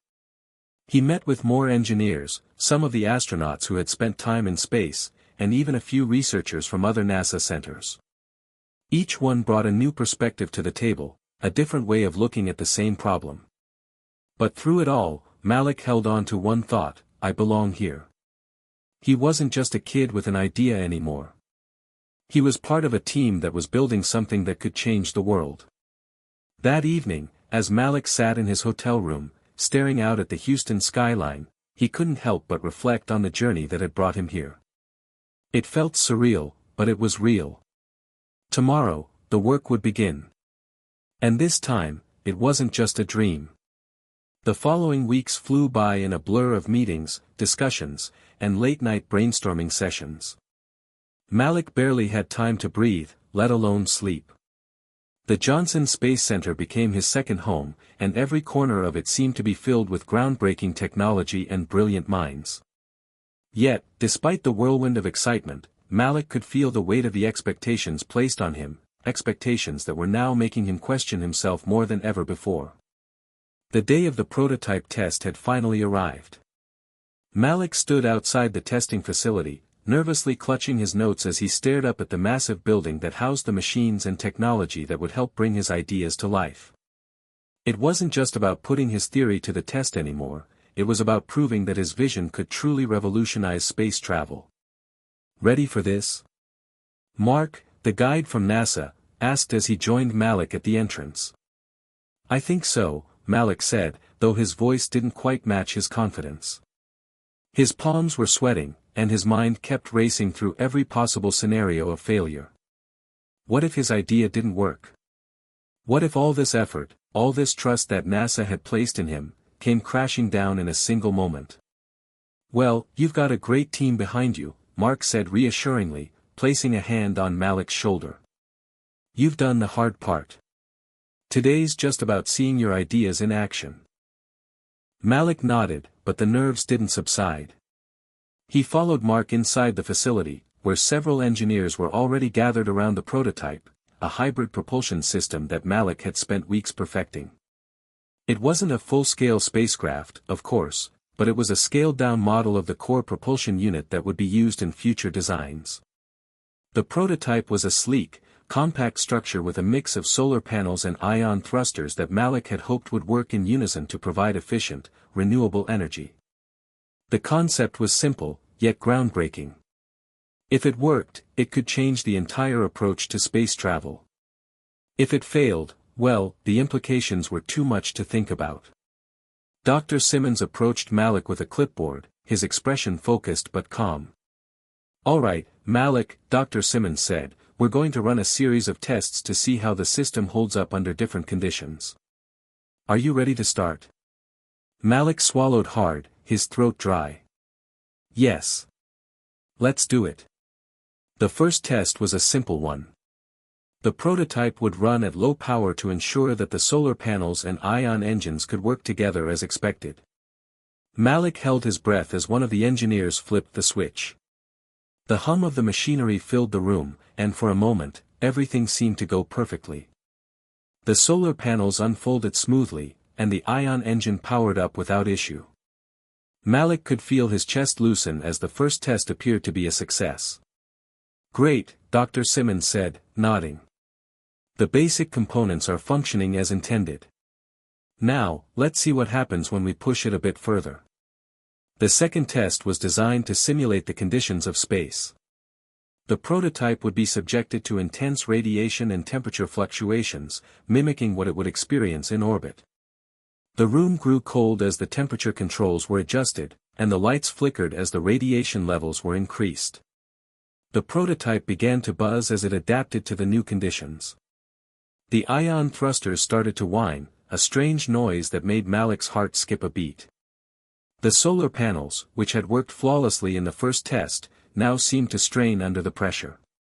Malik's pulse quickened as he watched the readings on the monitor. The temperature was dropping, but the energy output wasn't as high as it should have been. Why isn't the system holding up? Malik muttered to himself, his hands trembling slightly. Malik, what do you think? Dr. Simmons asked, his voice cutting through the tension. Malik's mind raced as he studied the data. There was something off, but he couldn't pinpoint it right away.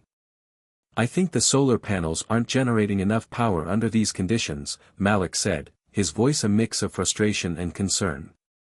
The ion thrusters are pulling too much energy, and the panels can't keep up. Okay, Dr. Simmons said, let's run some diagnostics and see if we can adjust the load.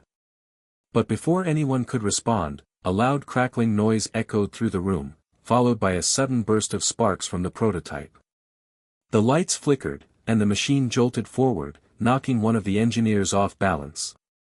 The room went into chaos as the engineers scrambled to stabilize the system. Shut it down. Shut it down, one of the engineers shouted, rushing to the control panel. Malik's heart was pounding as he watched the prototype sputter and crackle. The energy readings were off the charts now, and the system was starting to overheat. Sweat dripped down Malik's forehead as he stared helplessly at the prototype. This wasn't just a failure, this was a disaster. The room grew tense as the engineers worked frantically to disconnect the power, but the damage had already been done. The prototype lay in a heap of twisted metal and sparks, the hybrid propulsion system completely fried. Malik, Dr. Simmons said, his voice low and measured. This is not what we expected. The weight of the situation settled in, and Malik felt the sting of failure like a physical blow. All those months of hard work, all the sacrifices, gone in an instant. Later that afternoon, Malik sat alone in the cafeteria, staring into a half-empty cup of coffee. The engineers had been working all day to assess the damage, but Malik couldn't shake the feeling that he had let everyone down. This was supposed to be his breakthrough, the moment he proved that his idea could change everything. And instead, it had all come crashing down. Mark approached, sitting down across from him. Hey, you okay? Malik shook his head. I don't know. I just thought. I thought it would work. I really did. Mark gave him a sympathetic look. You gave it your best shot, Malik. And that's all anyone can ask for. Sometimes, failure is part of the process. But it doesn't mean the idea is dead. But it feels like it is, Malik said, his voice thick with frustration. If I can't even get the prototype to work, how am I supposed to prove that this whole concept can work? What if I'm just not good enough? Mark leaned back in his chair, his eyes softening. Failure isn't the end. It's just the beginning of figuring out what went wrong. You've got a team of experts here, and we'll work through this together. You're not alone in this, Malik. Malik looked up, meeting Mark's gaze. The words didn't immediately make him feel better, but something in them stuck. Maybe Mark was right. Maybe this was just part of the process, part of what it took to get the idea to work. That night, as Malik lay in bed staring at the ceiling, he couldn't help but replay the events of the day in his mind. But this time, he focused less on the failure and more on the lessons he could learn from it. The design wasn't perfect, but it wasn't the end. He had a vision, and that vision wasn't going anywhere. Tomorrow, he would start again. And this time, he would be better prepared. The morning after the failed test was quiet, almost too quiet. Malik sat in a conference room at NASA, the once bustling space of innovation now filled with an awkward tension. The prototype, his dream, lay in pieces, scattered in the lab. The engineers were still working, carefully inspecting the damage and debating what went wrong. Malik's fingers drummed nervously on the table. His mind was a whirlwind of questions and doubts. What had caused the overheating? What could he have done differently? Had he rushed things too quickly? Every idea that came to him felt like a dead end. He heard the soft click of the door, and Dr. Simmons stepped in, his face as serious as ever. "Malik, are you ready to talk about next steps?" Malik's throat tightened, but he nodded, pushing aside the anxiety gnawing at him. "Yes. I'm ready. I don't know what went wrong. We thought it was going to work. It should have worked." Dr. Simmons took a seat across from him. "I know it's tough. But listen, you need to understand something. No prototype ever works perfectly on the first try. You've got the right idea, now we just need to figure out what needs tweaking." Malik sat up straighter, trying to absorb the gravity of Dr. Simmons' words. The older man continued, his voice calm and steady. "NASA is built on failure. Our first rocket ships were far from perfect. Every time we test a new propulsion system, there are setbacks. But it's what we do after the setback that counts. So, let's focus on fixing the issues." Malik took a deep breath, his chest tight but his resolve slowly strengthening. "Okay. What's the plan?" Dr. Simmons glanced at the engineers who were gathered around a large whiteboard. One of them, Jeff, raised his hand. "We've gone through the initial diagnostics. The ion engine works, but the issue is with the solar panels. They're too sensitive to fluctuating temperatures and radiation. They're not able to generate enough power in those conditions." Malik nodded, taking notes furiously. "So the energy loss happens when the temperature changes dramatically?" "Exactly," Jeff confirmed. "And that's not something we can easily fix with the current materials." Dr. Simmons leaned forward. "We need to rethink the design. The solar panels need to be more resilient to the space environment. That's the first challenge. The second is the ion propulsion system.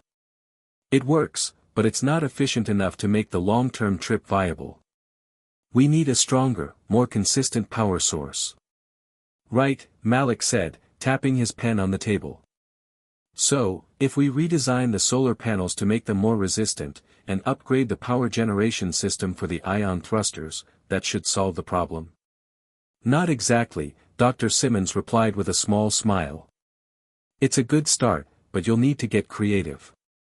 It's not just about replacing parts, it's about integrating systems that complement each other. Solar panels can't be the sole power source, they're too dependent on the distance from the sun. We need redundancy. A backup plan." Malik's mind raced, and for the first time since the failure, a spark of inspiration flickered. "What if we integrate hydrogen fuel cells as a secondary power source? Solar would power the ship in orbit, but the hydrogen cells could kick in when solar energy isn't enough, like when we're out further in space." Dr. Simmons' eyebrows shot up. "That's an interesting idea, Malik. It could provide the redundancy we need, especially on long-duration missions. The hydrogen fuel cells are a stable source of power. But we'd need to find a way to keep the weight down.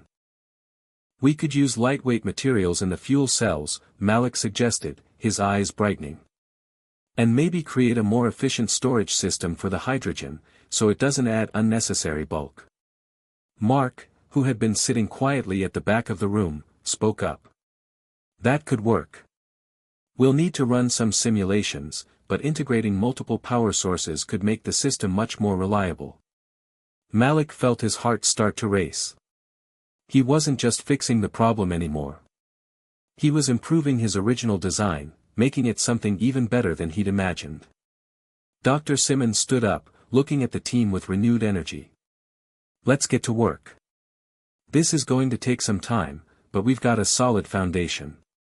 Malik, you're onto something here. We'll start by reworking the design of the solar panels and hydrogen cells. Meanwhile, the engineering team will begin simulations on integrating the power systems. Malik looked around the room at the team, all of them now engaged in the task at hand. He felt a surge of pride. He was no longer just the kid with an idea. He was part of something bigger. A team. A movement. Together, they could create something extraordinary. The next few weeks were a blur of long hours and intense work. Malik spent most of his time in the labs, working closely with the engineers to rework the prototype. They tested various solar panel materials, experimented with new designs for the hydrogen fuel cells, and conducted countless simulations to ensure that everything would integrate smoothly. There were moments of frustration, when a part didn't fit, or when simulations didn't match real-world results. But each time they hit a wall, Malik and the team found a way to climb over it. They'd learned from their failure, and now they were one step closer to achieving their goal. One evening, as Malik stood in front of a test model, watching the new prototype power up, he couldn't help but smile. The systems were more responsive, the solar panels more efficient, and the hydrogen cells were delivering steady, reliable power. It wasn't perfect yet, but it was better. Much better. Dr. Simmons walked into the lab, looking at the progress. "You've come a long way, Malik. It's looking promising." Malik nodded, though he could feel the weight of everything still hanging over him. "I think we're getting closer. But we still have a lot of work to do." Dr. Simmons placed a hand on his shoulder. "Don't underestimate what you've accomplished. A lot of people don't even make it this far. This prototype, it's something. It's your vision becoming reality."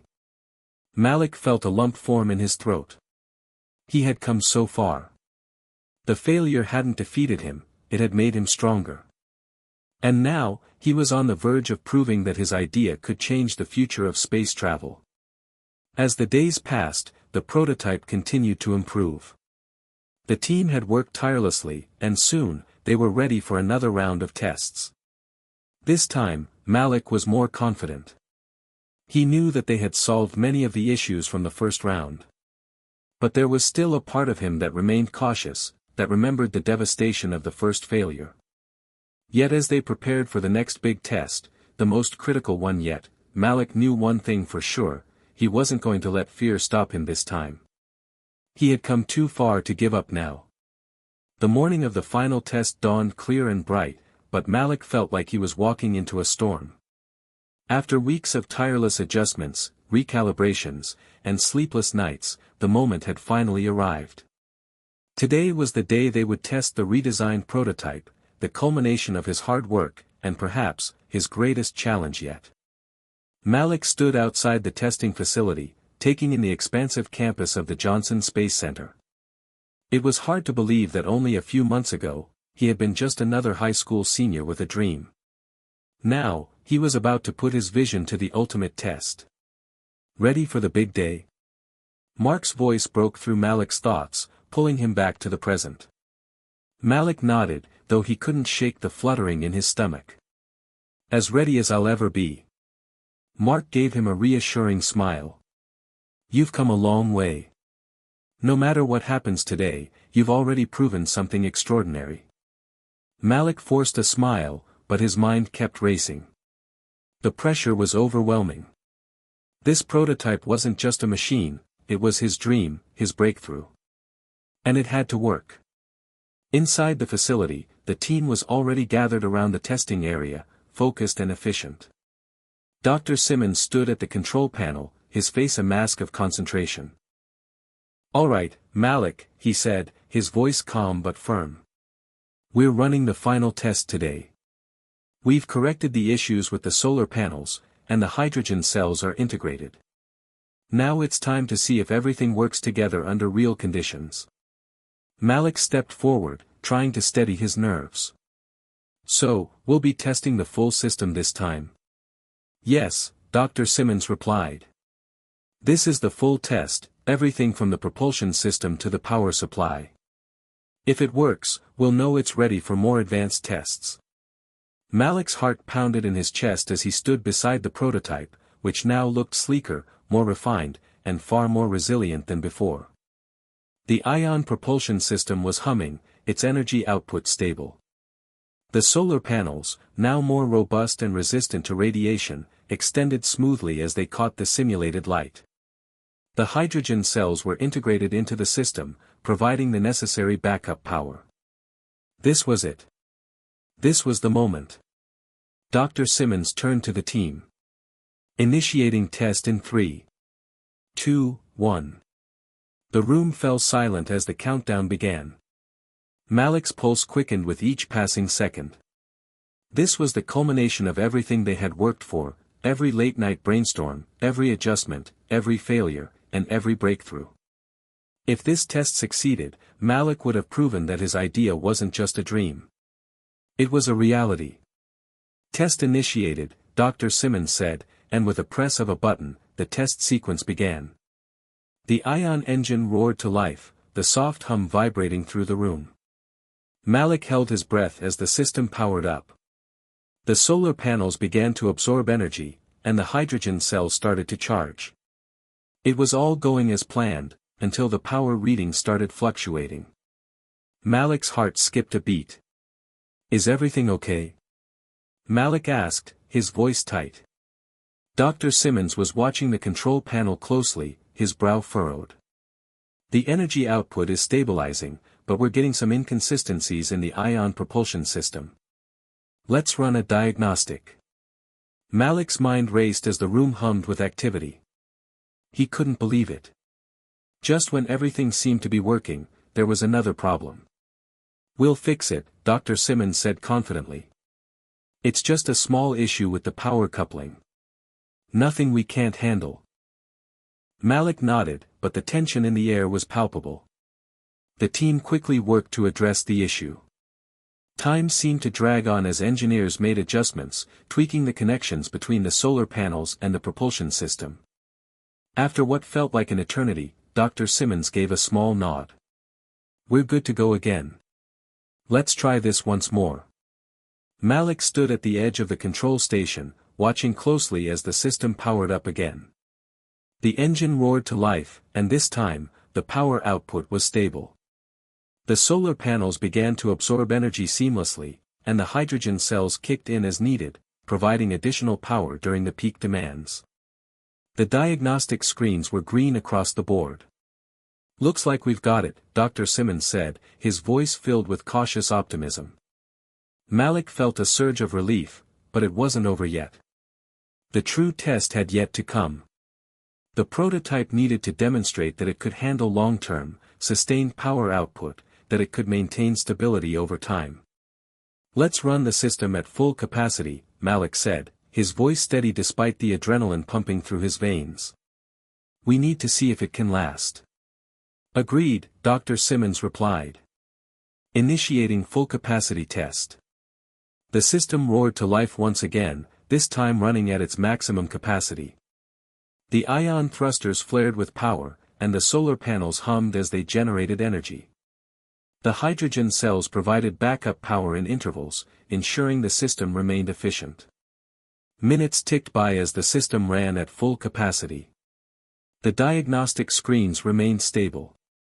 There were no fluctuations. The system was holding steady, every component working together in perfect harmony. The room filled with a palpable sense of excitement as the test continued.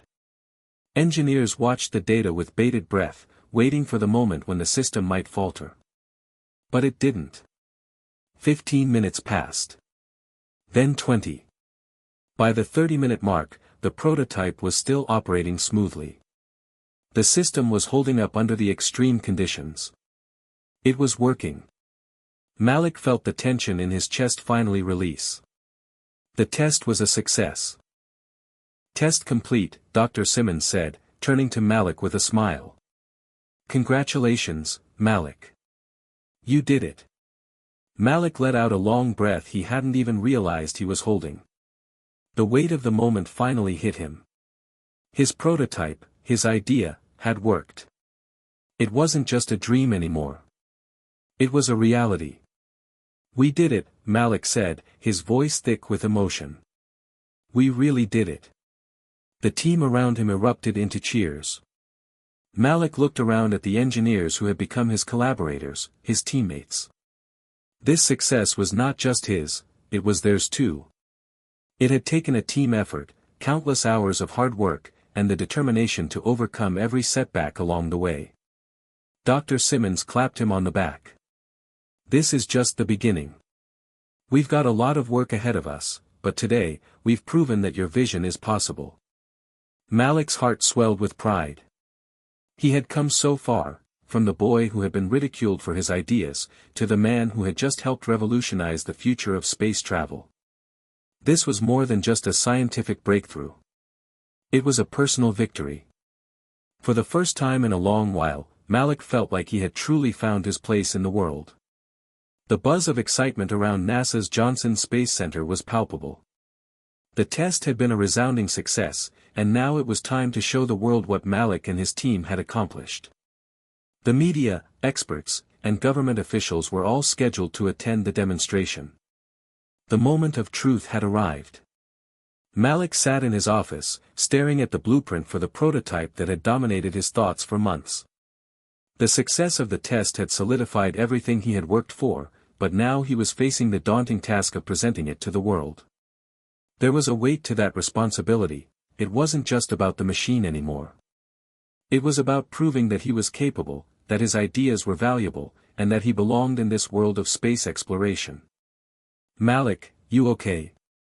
Mark's voice broke through his thoughts. Malik looked up to see his friend standing in the doorway, concern etched on his face. Yeah, Malik replied, offering a half-smile. Just thinking. You're nervous, Mark observed with a knowing grin. It's totally normal. You've come a long way, man. Malik nodded. I just keep thinking about everything that could go wrong. What if the system doesn't work under pressure? What if the media asks tough questions I can't answer? Mark walked in and sat down beside him. Malik, you've been working on this for years now. You've already solved the toughest problems. The prototype works. The systems are stable. You've got this. Malik felt a small sense of reassurance from Mark's words, but the nerves still gnawed at him. I know, but it's different when it's in front of everyone. The stakes are higher now. Mark chuckled softly. Yeah, but that's what makes it exciting, right? This is your chance to show everyone what you're made of. And you're not alone. We're all in this together. Malik smiled, feeling a little lighter. His team had become his family. They had supported him, believed in him, and worked tirelessly alongside him. They were all part of this victory. The test success was just the beginning, and today would mark the next step in making his vision a reality. The event was just hours away. Malik joined the team in the main testing facility, where the prototype was being prepared for its public reveal. The room was filled with technicians and engineers, all working together to ensure everything was in perfect working order. Dr. Simmons was overseeing the preparations, his sharp eyes scanning every detail. You're all doing great, he said, offering Malik a quick nod. We've come a long way, but now it's time for the real challenge. Malik nodded, feeling the weight of the situation. This was the moment that would define the success of his career. The prototype had to shine, not just for him, but for everyone who had believed in him. The media would be here, ready to dissect every word, every move, every technical aspect of the system. The pressure was immense. As the final checks were completed, Malik took a deep breath, steadying his nerves. This wasn't just a scientific achievement, it was a chance to prove to himself, to his team, and to the world that he belonged in the world of space innovation. He had fought for this. He had worked tirelessly to get here, and now, it was time to take the stage. Dr. Simmons stood next to him, looking calm and collected. You ready? Ready, Malik replied, though he could feel his heart pounding in his chest. The audience began to file into the room, the air thick with anticipation. Scientists, government officials, and reporters filled the space, buzzing with excitement. The cameras were rolling, and the live feed was broadcasting to millions of viewers around the world. Malik's hands trembled slightly as he adjusted his shirt, trying to look composed. "Good afternoon, everyone," Dr. Simmons began, stepping up to the podium with his usual commanding presence. "Thank you all for joining us today. We are here to present something groundbreaking, a new approach to sustainable space travel that could change the way we explore our universe." Malik stood beside him, watching as the room grew quiet. His heart raced, but he forced himself to focus on the task at hand. Dr. Simmons turned to Malik and smiled. "Malik, why don't you tell everyone about your vision?" Malik stepped forward, his palms slightly sweaty. He cleared his throat, his voice a little shaky at first, but as he continued, it became more confident. "Thank you, Dr. Simmons. Everyone here today knows that space travel is an incredible challenge, not only in terms of technology, but in the way we think about how we get from point A to point B. My goal with this prototype was to create a more efficient, sustainable propulsion system that could function not just for short trips, but for long-duration missions." He paused, glancing at the prototype behind him. "What you see here is a result of countless hours of work, failure, and determination. The system integrates solar energy and hydrogen fuel cells to provide a more reliable power source for the ion propulsion system. Together, these elements form a propulsion system capable of sustaining energy output even when we're far from the sun. This could help us reach distant planets, make long-term missions possible, and open up a new era of space exploration." The audience was silent for a moment, taking in his words. Malik could feel their eyes on him, some skeptical, some intrigued. But there was something about this moment that made him feel more at home than he ever had before. This was what he was meant to do. Dr. Simmons stepped in, taking the mic. "We've already conducted multiple successful tests, and today, we are going to demonstrate the power of this system in action. Watch closely, because this is only the beginning." Malik watched as Dr. Simmons pressed a button on the console, triggering the prototype systems. The ion propulsion system powered up smoothly, its hum filling the room. The solar panels extended, catching the light, while the hydrogen fuel cells kicked in, providing additional power. The prototype responded without a hitch. Everything was running smoothly. The audience murmured, impressed. "Now," Dr. Simmons continued, "we'll demonstrate the propulsion system's efficiency over time." The team ran a series of tests, pushing the system to its limits. Everything worked flawlessly. As the minutes ticked by, the crowd grew more and more convinced. Malik felt a sense of pride swelling in his chest. The skepticism was slowly turning into admiration. This was what he had worked for, not just to prove his idea, but to show the world that anything was possible if you were willing to put in the work. By the end of the demonstration, it was clear, the prototype had not only passed the test but had exceeded expectations. The room erupted in applause, and Malik found himself grinning from ear to ear. It wasn't just the success of the technology that felt satisfying, it was the validation of all the struggles he had endured. From the doubts of his high school teacher to the ridicule of classmates, this was his moment. He had done it. The applause from the audience still echoed in Malik's mind long after the demonstration ended. It had been a whirlwind of emotions, excitement, and relief. But now, as the crowd slowly dispersed, a different kind of weight began to settle over him, one that he hadn't anticipated. Fame. Pressure. And, surprisingly, doubt. "Malik, great job today," Mark said, clapping him on the back as they made their way through the exit. "You really killed it up there." "Thanks," Malik replied, his voice a little distant. "I don't know, it feels like it should be over, but in some way, it just feels like it's just beginning." Mark raised an eyebrow. "Isn't that the point? You've just made history. You're the guy who made this whole thing possible." Malik nodded slowly, the weight of it all pressing down on him. "I know. But I can't help but feel, what if this is just a moment? What if it doesn't lead to anything bigger? What if people start doubting me once the excitement dies down? You've been through so much to get here, Mark said, his tone gentle but firm. Don't let a little pressure make you forget that. Malik appreciated the sentiment, but the doubt was already starting to creep in. He had worked so hard for this, but he knew that the path ahead wouldn't be easy.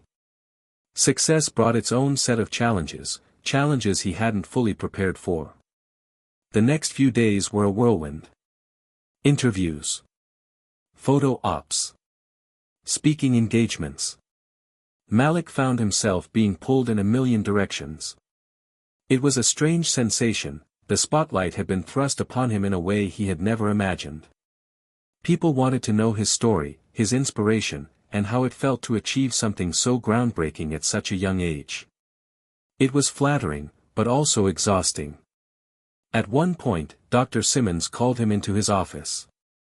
Malik knocked and entered, finding the older man sitting behind his desk, sorting through papers. He looked up as Malik stepped inside. "Come in, Malik. Have a seat." Malik sat down across from him, still processing everything. "Thanks, Dr. Simmons. I didn't think I'd be this busy. I mean, it's kind of overwhelming." Dr. Simmons gave him a knowing smile. "It's part of the game. But it's not all just attention and excitement. You've got to keep your eyes on the bigger picture. What you've done here is impressive, but the real work is just beginning." Malik nodded, his heart sinking a little. "Yeah, but I'm starting to feel like I'm just some kid who got lucky. What if this all fades away and I end up being nothing more than a footnote in history?" Dr. Simmons leaned back in his chair, regarding Malik with a calm but serious expression. "That's the thing about breakthroughs. They don't happen overnight, and they're not built on luck.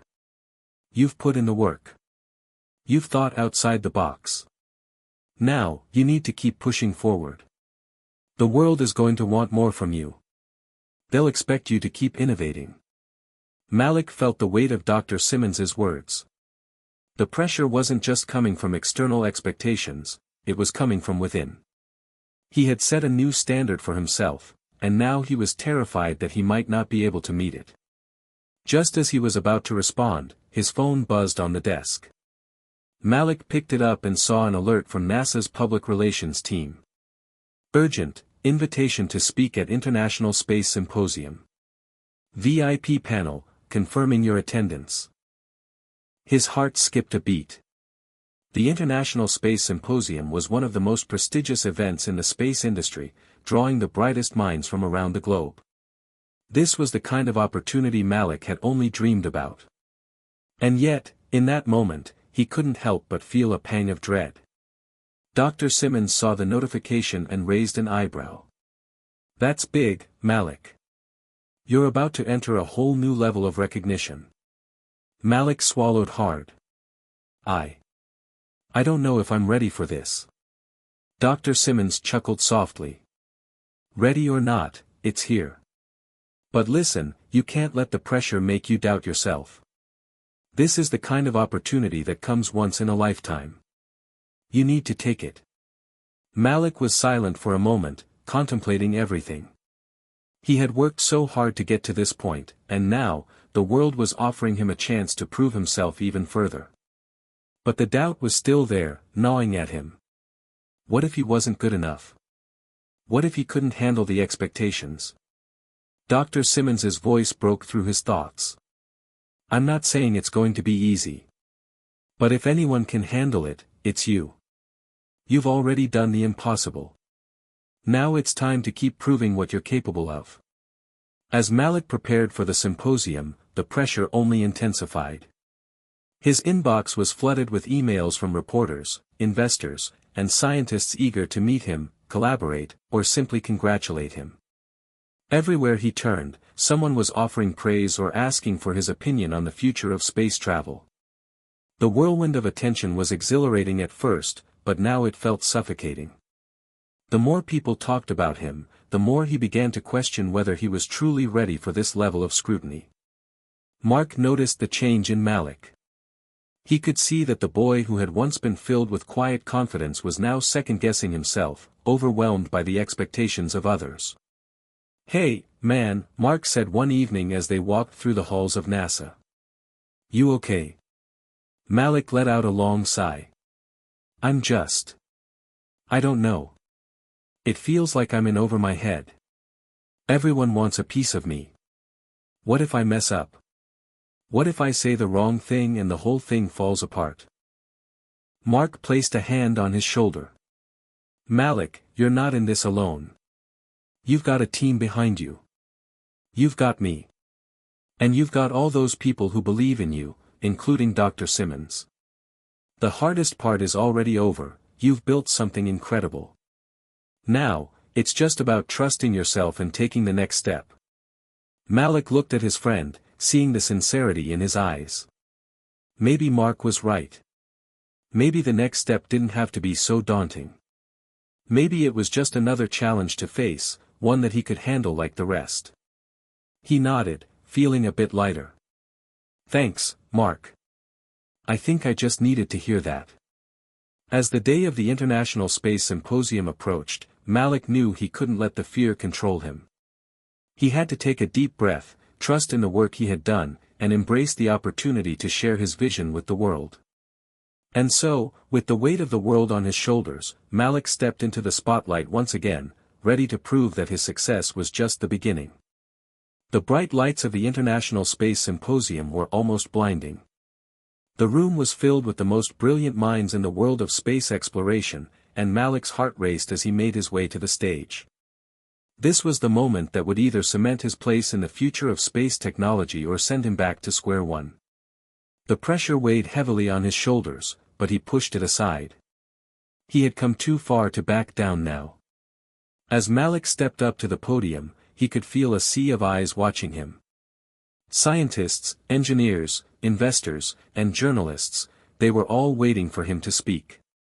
They all wanted to know what made his propulsion system different, why it worked, and most importantly, how it would change the future of space exploration. He cleared his throat, adjusting the microphone, and began, "Thank you all for being here today. It's an honor to speak in front of so many pioneers in the field of space exploration. What I'm presenting today isn't just a breakthrough in propulsion technology. It's a vision for how we, as a species, can move beyond the confines of our own planet and reach further into the stars." There was a slight tremor in his voice, but Malik steadied himself, focusing on the data and the project he had poured his heart into for years. He spoke about the unique combination of solar energy and hydrogen fuel cells that powered his propulsion system, how it was designed to work on long-duration missions, and the groundbreaking potential it had for deep space exploration. His passion was evident, and for the first few minutes, the audience was captivated. But then, the first question came, and it wasn't from a friendly face. A tall, middle-aged man in the front row stood up, holding a microphone. His glasses gleamed under the spotlight as he introduced himself. "Dr. Ryan Larson, Ph.D., Aerospace Engineering. You say that your system can sustain energy even far from the sun. But how do you account for the radiation risks? You know as well as anyone that deep space travel involves significant exposure to cosmic radiation. How does your system mitigate this hazard, if at all?" Malik felt a pang of nervousness, but he quickly composed himself. He had anticipated questions like this, but hearing it out loud still caused a stir in his chest. This was a critical moment, he couldn't afford to hesitate. "Thank you for your question, Dr. Larson," Malik replied. "You're absolutely right. Radiation is one of the biggest challenges for long-term space missions. Our propulsion system doesn't directly address radiation, but it does integrate with shielding technologies that NASA and other space agencies are currently working on. The energy generated by our system can power shielding mechanisms that will protect astronauts from harmful radiation during long-duration flights. This is something we're collaborating with researchers to improve, but our propulsion system itself can reduce the overall energy consumption, which leaves more room for advanced shielding technology."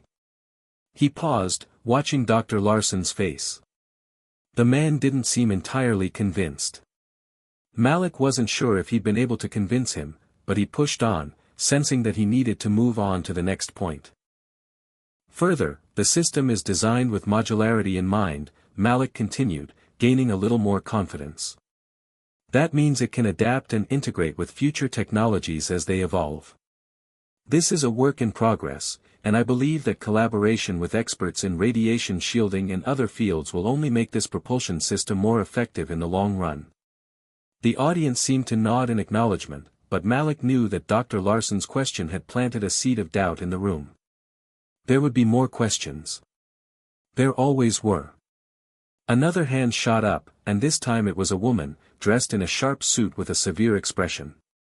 Dr. Sylvia Thompson, Space Systems Design. Mr. Malik, you've mentioned the potential of your system to reduce energy consumption. But space travel requires precision. What assurances do you have that the system will maintain stability when faced with unexpected challenges, like solar flares or extreme gravitational anomalies? Malik took a deep breath, glad that she hadn't thrown him off track. Thank you, Dr. Thompson. The system is designed to be resilient, with built-in redundancy in the propulsion units. In the event of a solar flare or other disruptive event, our system is programmed to switch to a backup energy source. We've tested it in simulated conditions that mimic some of the most extreme scenarios in space, and it has performed consistently. It wasn't the most satisfying answer, and Malik could sense that the room was still unsure. The tension was building, the critics were coming at him from all sides, poking holes in his design, challenging his ideas. Malik was doing his best to stay calm, but inside, his mind was racing. Was this the beginning of his downfall? Was this how it all ended? A journalist in the back of the room stood up, holding a microphone. Mr. Malik, how do you respond to critics who argue that this system is simply too complex and untested for deep space travel? Some say that a simpler, more proven propulsion system would be safer and more efficient. What's your take on that? This time, Malik was prepared. He'd faced similar questions before. He knew that this was a pivotal moment, a chance to defend his work and show the world why his system was not just another experimental idea, but the future. I understand the concern, and I appreciate the skepticism, Malik began, his voice steady. Space exploration is, by its nature, a leap into the unknown. But we have to push the boundaries if we want to make real progress. The system I've developed isn't just about simplicity, it's about adaptability and sustainability. It's about ensuring that when we send humans on long-term missions to places like Mars or beyond, they don't just survive, they thrive. He let the words settle for a moment before continuing. And the truth is, every new technology is met with doubt in the beginning. The Wright brothers faced criticism when they proposed the idea of flight. Space travel itself was considered impossible not too long ago. This propulsion system may be untested in deep space, but that's why we're here, to test it, to refine it, and to take humanity's first steps toward the stars. For a moment, the room was silent. Malik could feel the eyes of the audience on him, weighing his words, considering the passion behind them. There was a shift in the air, a subtle one, but it was there. He had spoken from his heart, and for the first time in this grueling session, he could see that some of the skepticism was beginning to fade. Dr. Larson, who had seemed like a wall of doubt earlier, nodded thoughtfully. You make an interesting point, Mr. Malik. I'm still not convinced, but I'm willing to see how your work progresses. Just make sure you're ready for the next big hurdle. Malik smiled, relieved that the questions had begun to ease up. Thank you, Dr. Larson. I'm ready. As the session continued, Malik's confidence grew. The critics had challenged him, but he had faced them head-on, and he had answered each question with poise and determination. By the end of the symposium, he had won over some of the toughest skeptics in the room, and though there would always be more hurdles ahead, Malik knew he had proven something important today. His idea was more than just a dream.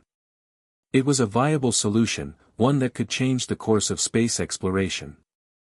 Walking off the stage, Malik exhaled deeply, finally allowing himself a moment to relax. He had made it through. Mark was waiting for him backstage, a grin on his face. That was impressive, man. You didn't let them rattle you at all. Malik chuckled, wiping his brow. I almost did, but I think I've learned to embrace the pressure. It's part of the process. You're going places, Malik. Big places. Malik smiled, looking out into the crowd that was still buzzing with energy. Maybe.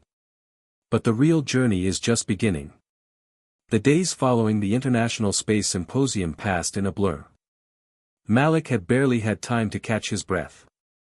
The event had been a whirlwind of attention, praise, and criticism, but he was starting to realize that the true challenge was just beginning. The world had seen what he could do, and now, it was demanding more. He sat at his desk, a pile of messages, emails, and offers spread before him. The offers were tempting: collaborations with top space agencies, private investments, and even invitations to join NASA's elite teams. Everyone wanted a piece of his success. But as he scanned the emails, Malik couldn't shake the feeling that something was missing. He had achieved so much, but the road ahead seemed uncertain, and he couldn't help but feel overwhelmed by the weight of the choices he now had to make. Mark's voice broke through his thoughts as he walked into the room, grinning as usual. Hey, Malik. You look like you're drowning in paperwork. You good? Malik glanced up, offering a tired smile. Yeah, just trying to figure out what to do next. There are so many offers, so many paths, and I'm not sure which one to take. Mark chuckled, leaning against the doorframe. You've got options now. That's a good problem to have, right? Malik shrugged. Maybe. But it's a little scary too. What if I make the wrong choice? What if I take the wrong path and ruin everything? Mark raised an eyebrow, his tone more serious than Malik had expected. You've been through worse, man. Think about it. You were almost written off as a kid with crazy ideas, but you've already proven yourself. Don't let the pressure of making the perfect decision hold you back. You're ready for whatever comes next. Malik sat back in his chair, considering his friend's words. He had been right. He had already overcome so much. But as the offers and invitations piled up, it was hard not to feel a little paralyzed. He needed to make the right call, but what was the right call? A week later, Malik found himself sitting in the office of Dr. Simmons, staring at the array of offers spread across the desk. Dr. Simmons was quiet, studying the papers in front of him before looking up. You've come a long way, Malik, Dr. Simmons began, his voice calm but steady. But I know this isn't easy. You've been thrust into a world full of opportunities and expectations, and now you have to decide what your future looks like. Malik nodded, his eyes scanning the papers in front of him. Yeah. I keep thinking that if I make the wrong decision, I'll ruin everything. What if I choose a project that doesn't live up to the hype? What if I'm just a flash in the pan? Dr. Simmons leaned back in his chair, considering the young man across from him. You have something that most people don't, vision. And a drive to see that vision realized. The next step isn't about choosing the safest path, Malik. It's about following your instincts and continuing to push the boundaries of what's possible. Don't worry about what people expect of you. Focus on what you believe in. Malik thought about those words for a long time. The idea of following his instincts was both exhilarating and terrifying. He had always trusted his gut, but this was different. The stakes were higher now. He wasn't just a student trying to prove himself, he was a recognized innovator, a potential pioneer in the field of space travel. What about NASA? Malik asked. They've offered me a position on one of their advanced propulsion teams. That's the dream for a lot of people. But I feel like I might be walking into something that's already been set in stone. Like I'll just be another cog in the machine. Dr. Simmons nodded slowly. NASA is undoubtedly a fantastic opportunity, but you're not just any other scientist. You're someone who thinks outside the box. And sometimes, that means charting your own path, even if it takes you down a less conventional road. Malik leaned forward, staring at the papers on the desk. He thought of the work he'd done to get to this point, the years of sleepless nights, the relentless studying, the countless failures. Everything had led him here, and now he had to decide which direction he was going to take. Finally, he looked up at Dr. Simmons. I think I need to start my own company. Create something new. A place where I can keep pushing the limits of space exploration without worrying about fitting into someone else's idea of what's possible. Dr. Simmons smiled, his eyes glinting with approval. I thought you might say that. I'll be honest, Malik, it's not going to be easy. But if anyone can pull it off, it's you. Malik took a deep breath, his heart racing with both excitement and fear. He had a vision, a dream of something bigger than himself. And for the first time, he felt ready to take the leap into the unknown. That night, as Malik sat in his apartment, staring at the outline of his business plan, he couldn't help but smile. It was a bold move, one that could either make or break him. But it was his move, and he was ready to make it. He was no longer just a kid who had an idea. He was a creator, an innovator, and now, he was taking control of his own future. The next morning, Malik called Mark, his voice steady but filled with anticipation. I've made a decision. I'm starting my own company.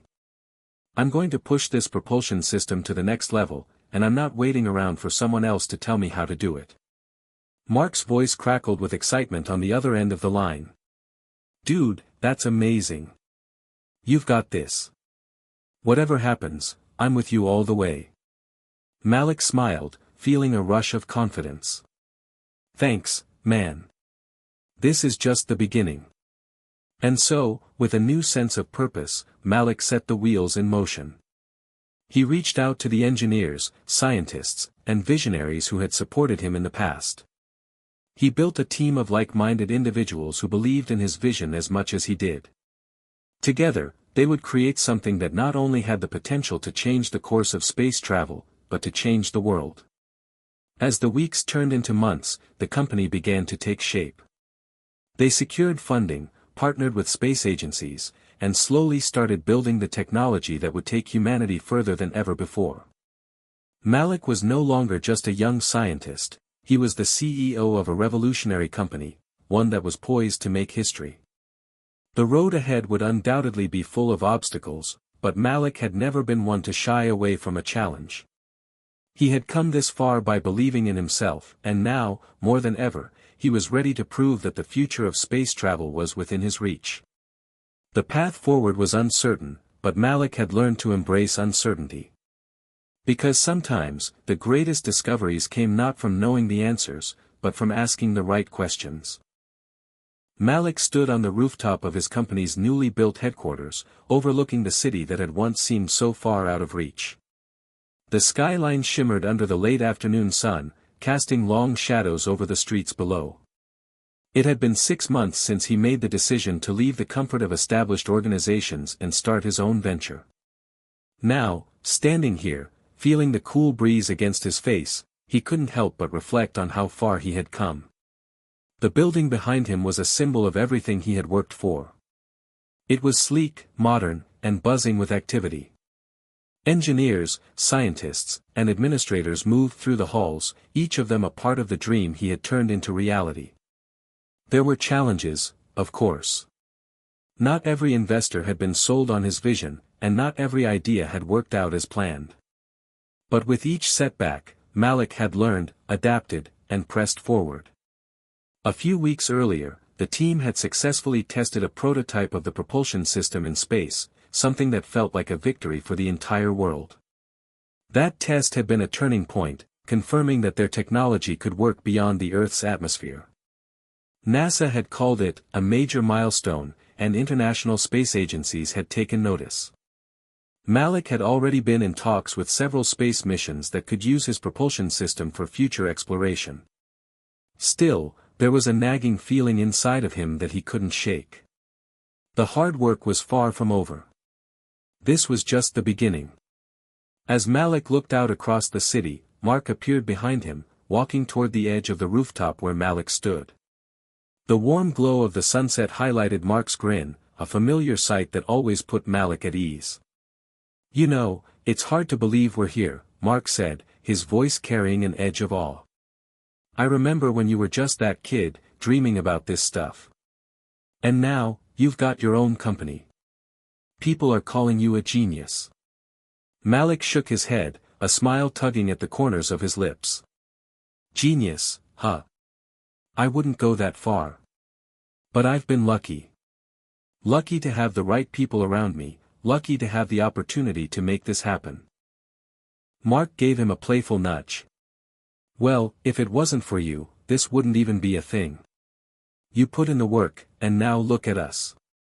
Malik looked out over the horizon, his mind racing. "It's not just about what I did. This company, this project, it's bigger than me. It's about pushing the boundaries of space exploration. It's about giving humanity the tools to explore the stars. You've got a vision, Malik. And you've got a team that believes in it. That's why it's working." Malik smiled but didn't respond immediately. There was a lot of truth in what Mark had said. The team was everything. From the scientists who had helped refine the propulsion system to the business experts who had guided them through the tricky world of investment, Malik couldn't have done this alone. He didn't want to do it alone. He had learned early on that greatness was not achieved in isolation. The sound of footsteps approaching interrupted his thoughts, and Malik turned to see Dr. Simmons walking toward him, a congratulatory smile on his face. "You've come a long way," Dr. Simmons said, shaking Malik's hand. "This place looks incredible. But I know this is just the beginning. What's next for you, Malik?" Malik looked at his mentor, a sense of calm settling over him. "We're gearing up for our first official deep space mission. We've got several partners lined up, and the test results have been positive. I think we're really on the verge of something huge." Dr. Simmons raised an eyebrow, impressed. "That's ambitious, but I wouldn't expect anything less from you. You're making a real impact in this field." Malik nodded, the weight of the responsibility heavy on his shoulders. "It's not just about space missions, though. It's about what this technology could mean for the future of humanity. Clean energy, sustainability, even helping to reduce the strain on our planet. Space exploration is just the first step." Dr. Simmons placed a hand on Malik's shoulder. "You're thinking big. That's how you change the world." As the evening drew on, Malik stood there for a while longer, taking in the view. The city below him represented the future, a world that would soon benefit from his work. But space, the stars, that was the true frontier. Later that night, Malik sat at his desk in his office, surrounded by paperwork, proposals, and data from the latest tests. His team was preparing for another round of simulations, and he had a call scheduled with investors who were eager to see the next steps of the project. He glanced at the clock. It was already past midnight, but the buzz of the work around him kept him awake. There was no time to rest, not yet. Still, Malik knew that there was something bigger than just business or scientific achievements. He was building a legacy, one that would outlast him and change the course of history. For every child who dreamed of becoming an astronaut, for every scientist who wished to push the limits of what was possible, Malik's work would serve as an inspiration. He leaned back in his chair, looking out the window at the starry night sky. The same sky that had once seemed so distant, so unattainable, now felt within reach. As the weeks went by, Malik's company began to make waves in the space industry. Partnerships with major space agencies became official, and the first steps toward a larger, deeper exploration mission were being taken. Malik's propulsion system was tested again and again, evolving and improving with each trial. He had the backing of investors, the attention of scientists, and the support of the global community. But through all the success, Malik never lost sight of the journey that had brought him here, the years of struggle, the moments of doubt, and the unrelenting passion to make a difference. It had taken every bit of perseverance, courage, and hope he had to get to this point. He thought back to the very first moment, when a teacher had humiliated him for his idea. How far he had come since then. How far the world had come, as technology and imagination pushed the boundaries of what was possible. And now, as Malik looked toward the future, he realized that his journey was far from over. This was only the beginning. The launch was set for the following month. Malik stood in his office, his eyes scanning the expansive blueprint of the mission. The propulsion system they had developed had passed every test, every simulation. But this was different. This wasn't a test flight, this was the real deal. The team had secured a contract with the International Space Agency, ISA, to provide the propulsion system for a deep space exploration mission to a distant asteroid. It was the kind of mission that could change the future of space travel, and Malik's company was at the heart of it. Malik sat down at his desk, feeling the weight of responsibility settle on his shoulders. This was the culmination of years of hard work, but it also marked the beginning of something even larger. They were about to send a spacecraft to the stars. His team was ready, but he couldn't shake the feeling that there was something more to this journey. Something they hadn't yet anticipated. A soft knock on the door pulled him from his thoughts. He looked up to see Dr. Simmons standing in the doorway, a concerned look on his face. "Everything okay, Malik?" Dr. Simmons asked, his voice carrying the calm assurance that Malik had come to rely on over the years. Malik smiled faintly, gesturing for his mentor to enter. "I'm just thinking ahead. We've got the propulsion system ready, the team's prepared, but there's so much uncertainty about what's next. It feels like we're on the verge of something monumental, but I don't want to be blindsided by anything." Dr. Simmons took a seat across from Malik, folding his hands. "You're right to be thinking ahead. The unknown is always the hardest part of any journey, but that's what makes it exciting. You've prepared for this. You've built the foundation, and now you're going to see it all unfold." Malik leaned back in his chair, staring at the mission proposal again. "I know we're ready. But deep space, it's different. We're not just launching another satellite or exploring the moon. We're sending humanity's first crewed mission beyond the solar system. What if something goes wrong? What if we don't come back the same way we left?" Dr. Simmons looked at him carefully, his expression somber. "The fear of failure is something every pioneer faces. But remember, every great discovery was once deemed impossible. Every great leap forward had its doubts. You're part of that legacy now, Malik. Just keep your focus on the goal and the bigger picture. You've got a team that believes in you." Malik exhaled slowly, his eyes returning to the vast blueprint of the mission. The propulsion system was just the beginning. There was so much more ahead.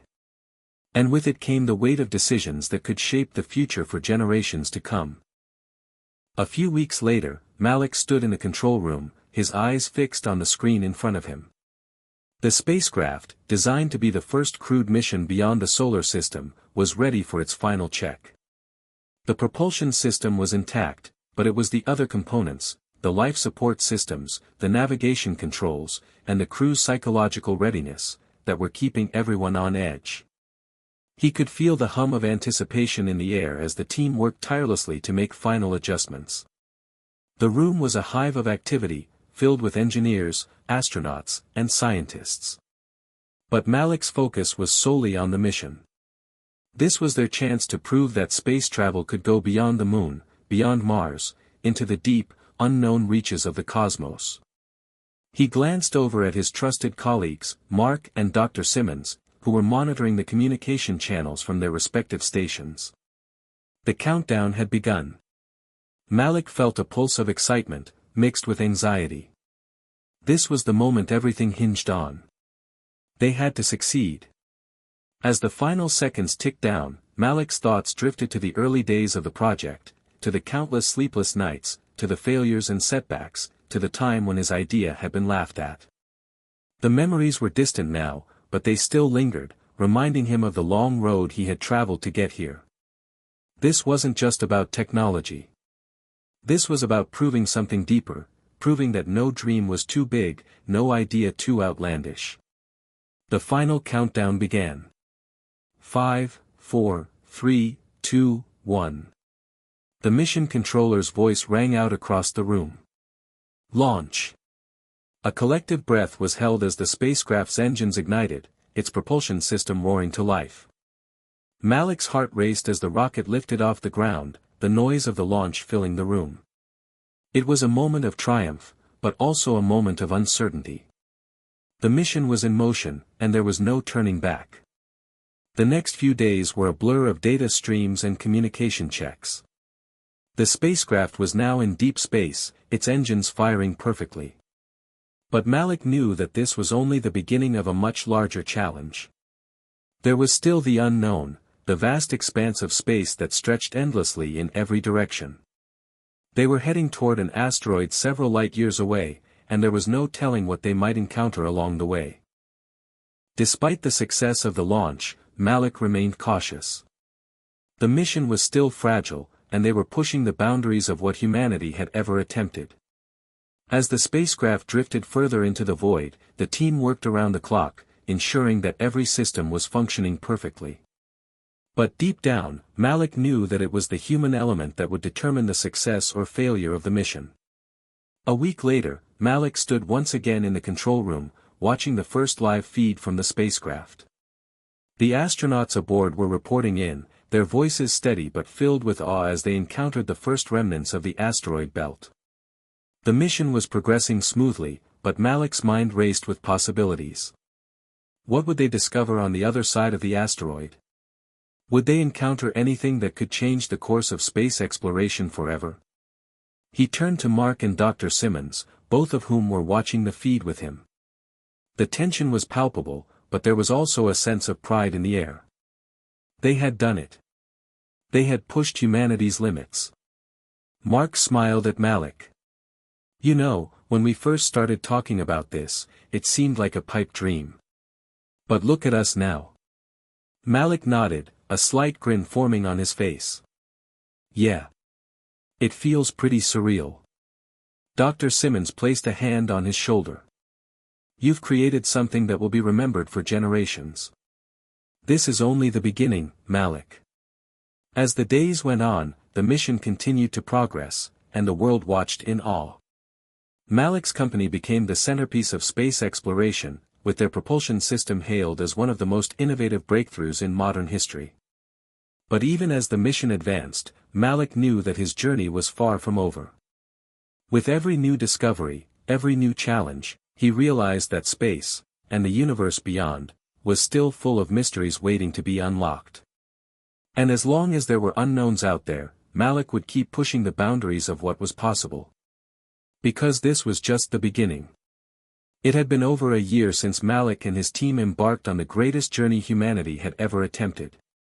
The mission was still underway, and the astronauts were nearing the asteroid that had been the goal from the start. Malik sat in the control room, staring at the monitors as they displayed data from deep space.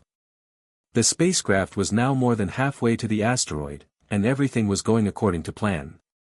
The propulsion system was functioning flawlessly, and the team had made numerous breakthroughs along the way.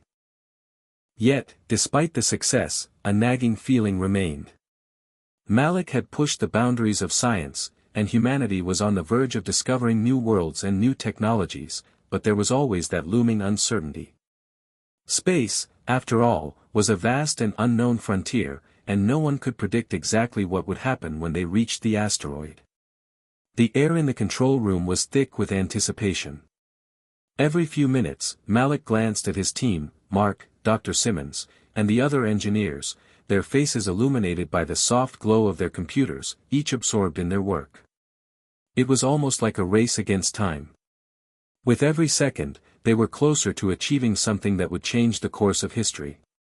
The mission had been a beacon of hope, an example of what could be achieved when people dared to dream big. But Malik knew that even the best-laid plans could falter. That fear, however, was tempered by a sense of purpose. He had come this far, and he wasn't going to let anything stop him now. Suddenly, a voice crackled through the speaker system. It was one of the astronauts, their voice a mix of excitement and tension. Malik, we've arrived. We've reached the asteroid. A wave of relief washed over him, but Malik knew that this was just the beginning of the final phase. The team had to collect samples, analyze data, and complete the most critical portion of the mission. Malik had designed the propulsion system that had taken them here, but it was the astronauts who would face the greatest challenges in the coming hours. He turned to Mark and Dr. Simmons, both of whom had been with him since the early days of the project. The look on their faces told him everything he needed to know. They were proud, but they too understood that the true test had just begun. Malik spoke up, his voice calm but filled with intensity. "We've gotten this far, but the hard part is still ahead. Stay sharp, stay focused, and remember what we're doing here. This isn't just about space. This is about the future of humanity." Mark nodded. "We've got this, Malik. We're with you every step of the way."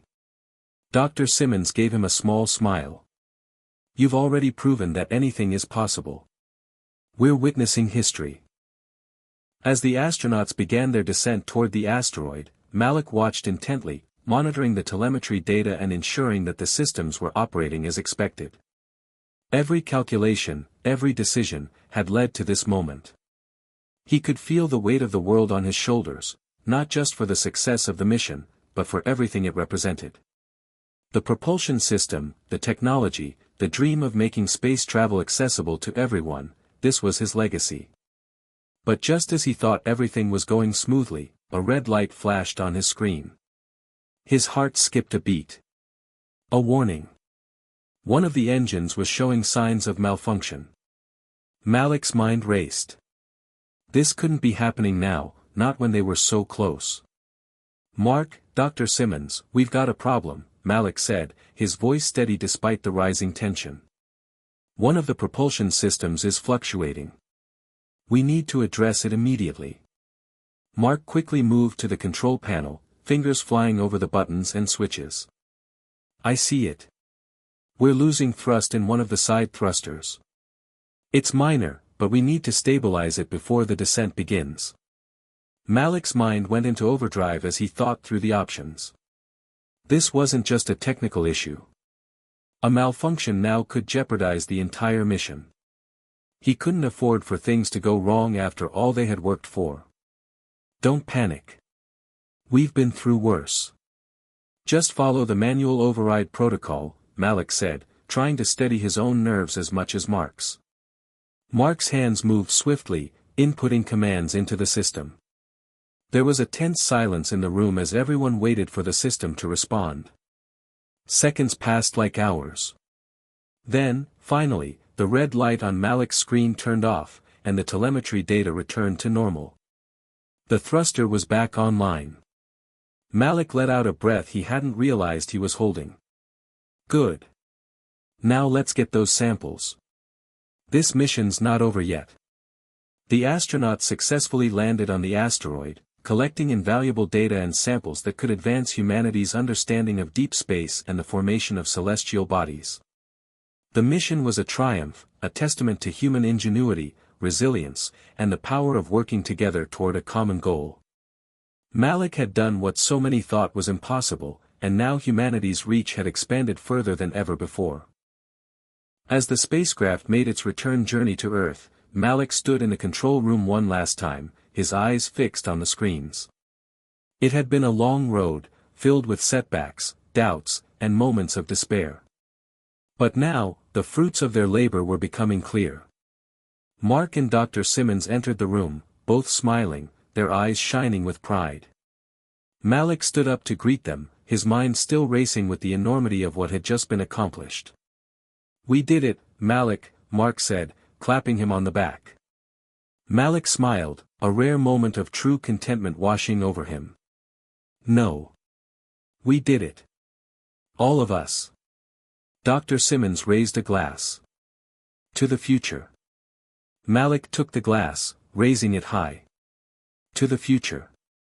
And to the next frontier." The mission was a global success, and Malik's company became a household name.